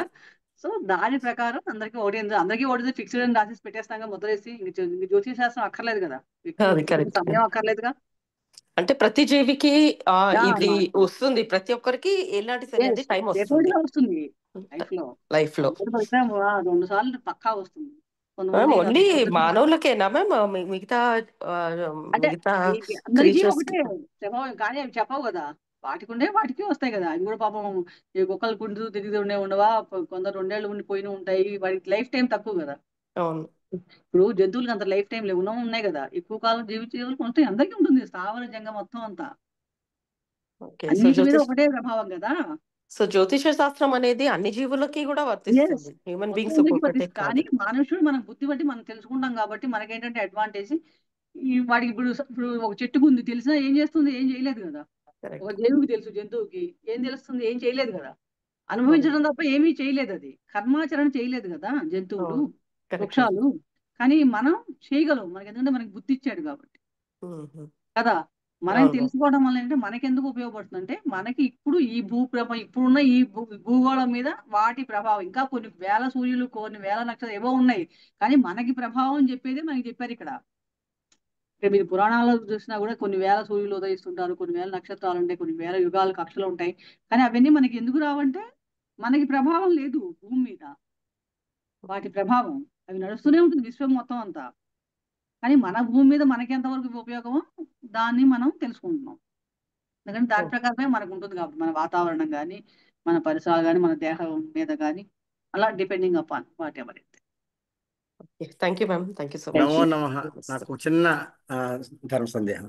మీరు ఇందాక కొంచెం చెప్పి ఆపేశారు. ఆ 27 నక్షత్రాలు కాకుండా 28 అభిజిత్ అనే పేరు కూడా వింటుంటాం కదా, అది ఏమిటి? అవును ఉందండి, అభిజిత్ నక్షత్రం శ్రవణ నక్షత్రానికి ఉత్తరాషాఢ నక్షత్రం మధ్య ఉన్న పాదాన్ని. అది ఏమైందంటే దానికి ఒక స్టోరీ ఉంది పురాణాల ప్రకారం. టుమారో అభిజిత్ లగ్నం గురించి. ఆ 20 దానికి శూన్యం అయిపోయింది అది. దాని ప్రభావం ఉండదు. దాని మీదే మనకి అభిజిత్ లగ్నం మధ్యాహ్నం ఎవ్రీడే అభిజిత్ లగ్నం అంటాం కదా. మధ్యాహ్నం 4వ ముహూర్తం సూర్యుడు ఉదయించిన నుంచి 4th ముహూర్తం దాన్ని అభిజిత్ ఓకే. లగ్నం అంటాం. సూర్యుడు నడినెట్టి మీదకి వస్తాడు ఎగ్జాక్ట్ మధ్యాహ్నం ఓకే. సమయం. ఓకే. 48 ఓకే. నిమిషాలు ఉంటుంది అభిజిత్ లగ్నం 2 గడియలు. ఓకే. అది దాని ప్రభావం లేదు, కానీ అది మకర రాశిలోను ఉంటుందన్నమాట. శ్రవణ నక్షత్రాన్ని 3వ పాదమును ఉత్తరాషాఢకి మధ్య సర్ది కాలం అభిజిత్ లగ్నం. దానికి ఒక పురాణ గాథ ప్రకారం దానికి ఒక స్టోరీ ఉంది ఆ అభిజిత్ నక్షత్రానికి. I will tell tomorrow. Thank you. Madam నమస్కారం అండి. ధన్యవాదాలు. రిఫరెన్స్ బుక్ ఏమైనా చెప్తారా మేడం? చెప్తానండి. నేను ఇంకా రేపు ఉంది కదా క్లాస్, మనం క్లోజింగ్ అవ్వలేదుగా. అలాగే అన్ని నేను చెప్పండి. నేను కామేశ్వరమ్మ. ఓ చెప్పండి. 2-3 చిన్న ఉన్నాయి. ఒకటి ఏంటంటే ఇవి ఇప్పుడు మీరు చాలా చెప్పారు. ఇవన్నీ గుర్తు పెట్టుకోవడానికి మనకి పూర్వకాలంలో ఏంటంటే శ్లోకాల రూపంలో ఉండేది. అవును. అట్లా అంటే అవి చాలా మటుకు ఏంటంటే ఇప్పుడు నవగ్రహాలు అంటే ఆదిత్యాయ చ సోమాయ మంగళాయ బుధాయ చ అవును. అని శ్లోకం. అది అవును. చదువుకుంటే 4 సార్లు అది గుర్తుండిపోతుంది. అలా ఇందులో కూడా గుర్తు పెట్టుకోవడానికి ఏమైనా శ్లోకాలు ఉంది. ఉంటే రేపు జ్యోతిష్ కాస్త శాస్త్రం అంతా మీకు ఉత్తర కాలామృతం గాని మన బృహస్పరాశర హోరాశాస్త్రం ఇవన్నీ అన్ని శ్లోకాలతోనే ఉంటాయండి. అదే అంటే మరి అదంటే 60 సంవత్సరాల పేర్లు శ్లోకాలను చెప్పుకోలేకపోయినా కనీసం ఈ నక్షత్రాల గురించి కానీ మిగతా వాటి గురించి అలా అన్నిటికీ ఏమైనా ఉన్నాయి. అన్నిటికీ మరి శ్లోకాలు ఉన్నాయి. సాంస్క్రిట్ లోనే శ్లోకాలు ఉన్నాయి. కానీ ఇప్పుడు మనం వాడుకలో తెలుగులో మనం భాష మాధ్యమం తీసుకున్నాం కాబట్టి సరే అది ఎందుకంటే ఒకటమ్మా. అందరికీ రెండోది నేను శ్లోకాలు చదివాను అనుకోండి, అది చాలా అంటే కష్టం అవ్వాలి గుర్తు కదా. పెట్టుకోవడానికి మీరు ఏమైనా నోట్స్ లో మీరు ఇచ్చేటప్పుడు నోట్స్ లో ఏమైనా కవర్ చేస్తారా కొన్ని ఇంపార్టెంట్ శ్లోకాలు? మీకు బృహస్పరాశర హోరాశాస్త్రం పుస్తకంలో గ్రంథంలో ఎవ్రీథింగ్ ఇన్ ద శ్లోకం ఉంది. అంటే ఉత్తర మేమేమో కాలామృతం. ఇండియాలో హైదరాబాద్ లో ఇండియాలో లేవు ప్రస్తుతం. అది అది అదే చూస్తాను, ఎందుకంటే నాకు రో- టైపింగ్ కొంచెం కష్టం. సరే లేకపోతే నో ప్రాబ్లం, కానీ ఉంటే కానీ ఫోటో పంపిస్తాను మీకు పర్సనల్ గా. ఎందుకంటే ఇంకోటి మళ్ళీ ఏంటంటే దాని ఓకే అక్షర ఓకే దోషాలు సాంస్క్రిట్ లో టైప్ చేయడం కొన్ని సరే అక్షర దోషాలు సరే వస్తాయి. But I don't care. Okay okay ఇంకోటమ్మా. ఇప్పుడు చెప్పండి. ఒకే టైంలో సపోజ్ 4-5 పుట్టారనుకోండి ఒకటే టైంలో. మామూలుగా ఇప్పుడు మెటర్నిటీ హాస్పిటల్కి వెళ్తే ఒకే టైంలో ఒక నిమిషము తేడాలో 4-5 పుడితే మరి ఆ నలుగురికి కూడా వాళ్ళ జాతకం ఒకలాగా ఉండదు అంతే టైంలో పుట్టినా కూడా. ఉండదు. అదే కర్మ. సాధారణంగా ఏమంటారంటే వాళ్ళ పూర్వకర్మ అని ఏదో అంతే, చెప్తారు. కరెక్టే కదా. కర్మ ప్రకారమే నడుస్తూ ఉంటుంది. సో ఇప్పుడు ఒకటే జ్యోతిష్యం ఒక పార్ట్ వరకే చెప్పగలరు అనమాట. జ్యోతిష్యం చెప్పగలుగుతుంది, కర్మం కూడా చెప్తుంది. మీ పూర్వజన్మ కర్మ అంటే ఏంటి, రాబోయే జన్మ కర్మ ఏంటి, ఏం చేసుకుని వచ్చాము, మీ దాని ఉమ్, ప్రకారం మీరు పుట్టిన నక్షత్రం ప్రకారం బేసికల్ గా దీస్ ఆర్ ద ఆ, కర్మ. ఫస్ట్ ఈ బేసిక్ బ్రాడ్ గా చూసినప్పుడు అనుకుందాం, ఒక ఇండియా అనుకుంటే ఒక బ్రాడ్, అవునా? ఒకటే హాస్పిటల్ గాంధీ సికింద్రాబాద్ స్టేట్ గాంధీ హాస్పిటల్లో అదే ఒకటే టైంలో పుట్టారు. 4 కానీ పుడితే అందరికి ఒక ఒకటే ప్లేస్ జాతకం కి ఉంటుందా? ఉన్న ప్లేస్ కి కూడా తేడా ఉంటుంది కదా. బెడ్స్ కి మీకు డెప్త్ గా వెళ్తే, డీప్ గా ఉమ్, వెళ్ళినప్పుడు, ఇందాక ఉమ్, లాంగిట్యూడ్ లాటిట్యూడ్ చెప్పాను మీకు నేను. ఆ, పైన ఆ, నుంచి ఆ, అక్కడికి ఏమవుతుందంటే ఒక ఒక అంచు కంటిన్యూ కదులుతూ ఉంటుంది. ఎక్కడ చిన్న సెకండ్ ఫ్రాక్షన్ మన కంటికి కూడా కనపడని సూక్ష్మ టైం కదులుతూ ఉంటుంది. తుటి ఉమ్, కాలం అంటారు ఉమ్, అక్షరాలు.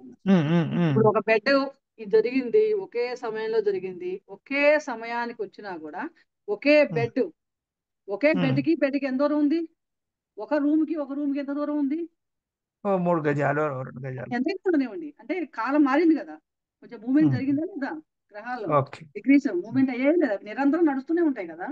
ఓకే గ్రహాలు నిరంతరం నడుస్తూనే ఉంటాయి. లాంగిట్యూడ్ చిన్న క్షణంలో మారుతూనే ఉంటుంది. ఎందుకు మనకి బర్త్ ప్లేస్ కావాలంటే బ్రాడ్ గా ఇది బర్త్ ఆ, ప్లేస్ తీసుకొని చెప్తా, అంత ఫైన్యూడ్ గా చెప్పలేరు కాబట్టి. ఇంకా డెప్త్ గా చెప్పలేదు. చెప్పగలిగితే ఈ క్షణానికి ఏం జరుగుతుందో కూడా చెప్పచ్చు. ఉమ్, కానీ అంత చెప్పం, అదే అంత తెలుసుకోవాల్సిన అవసరం లేదు. అదే అదే దాంట్లో విపరీతాలు జరుగుతాయి కాబట్టి అంత వద్దని అదే శాస్త్ర అదే. ఉద్దేశం మాట. కానీ that we can calculate.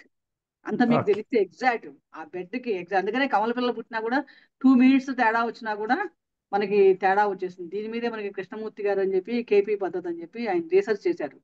Is a very okay good astrologer. Once upon is engineer. ఆయన ఈ 2 minutes తేడా వచ్చినప్పుడు కమల పిల్ల ఓకే, మీరు ఇందాక అడిగిన నక్షత్రం దాకా వెళ్ళిపోయి, నక్షత్రం అంటే ఒక రోజంతా ఉంటుంది, 23 గంటలు ఆల్మోస్ట్. నక్షత్రం డిఫరెంట్. రాశికి మానవులందరూ ఇలా ఉంటారు అన్నది ఒక లక్షణం. బ్రాహ్మణుల కుక్కలన్నీ ఒక రకం. అంటే కుక్కలు ఎన్ని రకాలు ఉన్నాయండి? పిల్లులు ఎన్ని చాలా రకాలు ఉన్నాయి? పిల్లి బయట ఒక బేసిక్ క్యారెక్టర్ ఒక రక్షణ. ఒకే మామిడి చెట్టు ఉన్నా కూడా మామిడి చెట్లు అని ఒక చెట్టు అంటాం. ఒక్కొక్క మామిడి చెట్టు ఒక్కొక్క రకం కాస్తుంది. ఎందుకు? ఒకే చెట్టు కొమ్మకు కూడా డిఫరెంట్ కాయలు కాసిన చెట్లు కూడా ఉన్నాయి. అవునా కదా? అంటే దానిలోనే అంతరార్థం ఏంటి అంటే ఎవరిది వాడిదే. ఏ జీవికి జీవి ఇక్కడ ఏ కణం అనుకున్న జీవి అనుకున్న what ever it is. Okay, నమస్తే. నమస్కారం. చాట్ బాక్స్ లో క్వశ్చన్ ఉందండి. చెప్పండి.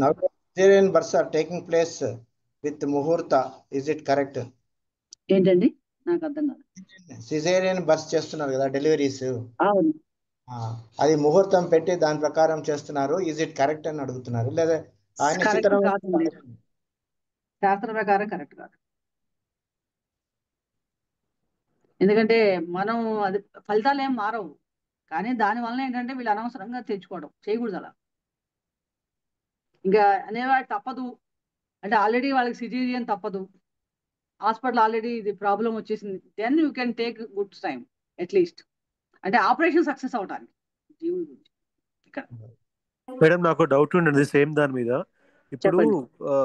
ఇప్పుడు సిజేరియన్ అన్నారు కదా, సిజేరియన్ అనేది 9 months తర్వాత, బట్ కొంతమంది అంటారు కన్సీవింగ్ టైమే అదే 9 months కూడా కంటిన్యూ. నేను అదే చెప్పబోతున్నాను. మెయిన్ అదే ఇంపార్టెంట్. ఆధాన లగ్నం అని దాన్ని ఆధాన లగ్నం అంటారు. దాని ప్రకారం క్యాలిక్యులేట్ చేసి చెప్తాం. అది కూడా తెలుస్తుంది. కానీ అది ఎవరికి తెలియదు కాబట్టి ఎప్పుడు అంటే కన్సీవ్ మిగిలిన అయ్యారో వాళ్ళందరికీ కామన్ వాళ్ళకి విషయం శాస్త్రం ఇంట్రెస్ట్ ఉన్న వాళ్ళకి సో మెనీ విషయాలు ఉంటాయి. చాలా డెప్త్ సబ్జెక్టు. అంత ఈజీగా క్షణాల్లో 2 గంటల్లో వచ్చే శాస్త్రం కాదు ఇది. యాక్చువల్గా ఈ శాస్త్రం ఏంటంటే మీరు చదువుకొని ఎంత లోపల మీరు తత్వజ్ఞానంలాగా మనం దాన్ని అన్వయించుకుంటూ వెళ్ళాలి. ఇక్కడ లాజికల్ థింకింగ్ ఎక్కువ అవసరం.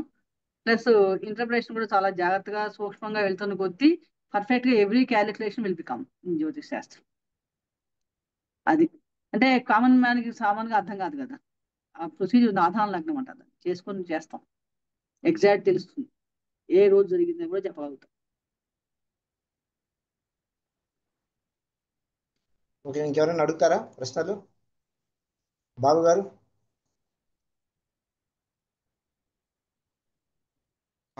గో హెడ్ అండి, గో హెడ్. ఓకే అమ్మా, ఓకే, అందరికీ ధన్యవాదాలు. రేపు మళ్ళీ కలుద్దాం. అర్థం చేసుకుంటాము. ఒకసారి మీరు ఒకసారి ఇవాళ ఒకసారి చదువుకోండి, మీకు కొంచెం అర్థం అవుతుంది. వినండి. ఓకే.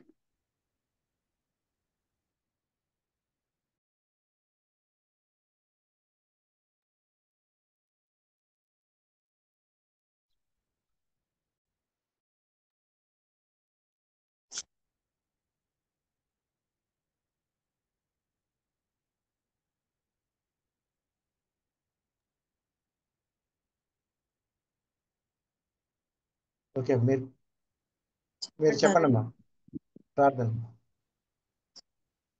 స్వస్తి ప్రజాభ్యః పరిపాలయంతాం న్యాయేన మార్గేణ మహిం మహీషాః గోబ్రాహ్మణేభ్యः శుభమస్తు నిత్యం లోకాः సమస్తాः సుఖినో భవంతు.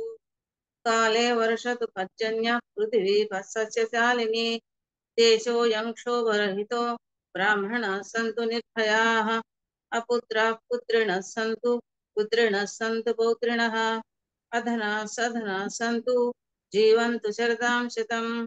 సత్యం వద ధర్మం చర స్వాధ్యాయాన్ మా ప్రమదః. సర్వే భవంతు సుఖినః సర్వే సంతు నిరామయాః సర్వే భద్రాణి పశ్యంతు మా కశ్చిత్ దుఃఖభాగ్ భవేత్. ఓం శాంతి శాంతి శాంతి. ఓం పూర్ణమదః పూర్ణమిదం పూర్ణాత్ పూర్ణముదచ్యతే పూర్ణస్య పూర్ణమాదాయ పూర్ణమేవావశిష్యతే. ఓం శాంతి శాంతి శాంతి. ఓం సర్వే జనా సుఖినో భవంతు. స్వస్తి. ధన్యవాదాలండి. ధన్యవాదాలు. వసుంధర గారు చెప్తారా పిన్ని గురించి? ఒక ఇద్దరికి ఇంకా వేయలేదు.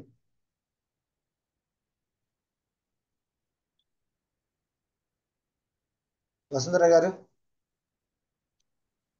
చెప్పండి. కొంచెం వాళ్ళకి ఏదైనా హెల్ప్ చేయండి, వాళ్ళకి పేర్లు అడిగి. అది ఆల్రెడీ మెసేజ్లు పెడుతున్నానండి. ఎవరెవరికైతే ఏమైనా డౌట్స్ ఉన్నాయో అవి గ్రూప్ లో వాళ్ళకి మెసేజ్లు పంపిస్తున్నాను. ఆహా. అదే కొన్ని పద్మావతి మిస్ అయిన గారు వాళ్ళకి పిన్ నెంబర్స్ కూడా కొంతమందికి లేవు, వాళ్ళకి ఆల్రెడీ మెసేజ్ పెట్టాను.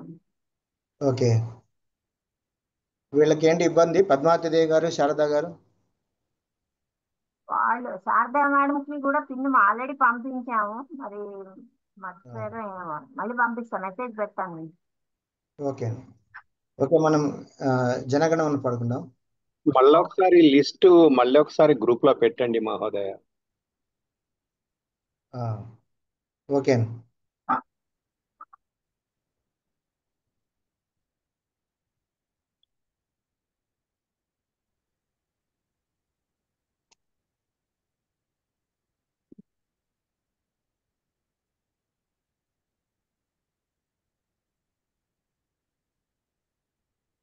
जनगणमन अधिनायक जय हे भारत भाग्य पंजाब गुजरात मराठा द्राविड उत्कल वंगा विंध्य हिमाचल यमुना गंगा उच्चल जलधि तरंगा तव शुभ नामे जागे तव शुभ आशीष मांगे गाहे तव जय गाथा जनगण मंगलदायक जय हे भारत भाग्य विधाता जय हे जय हे जय हे जय जय जय जय हे। जय हिंद।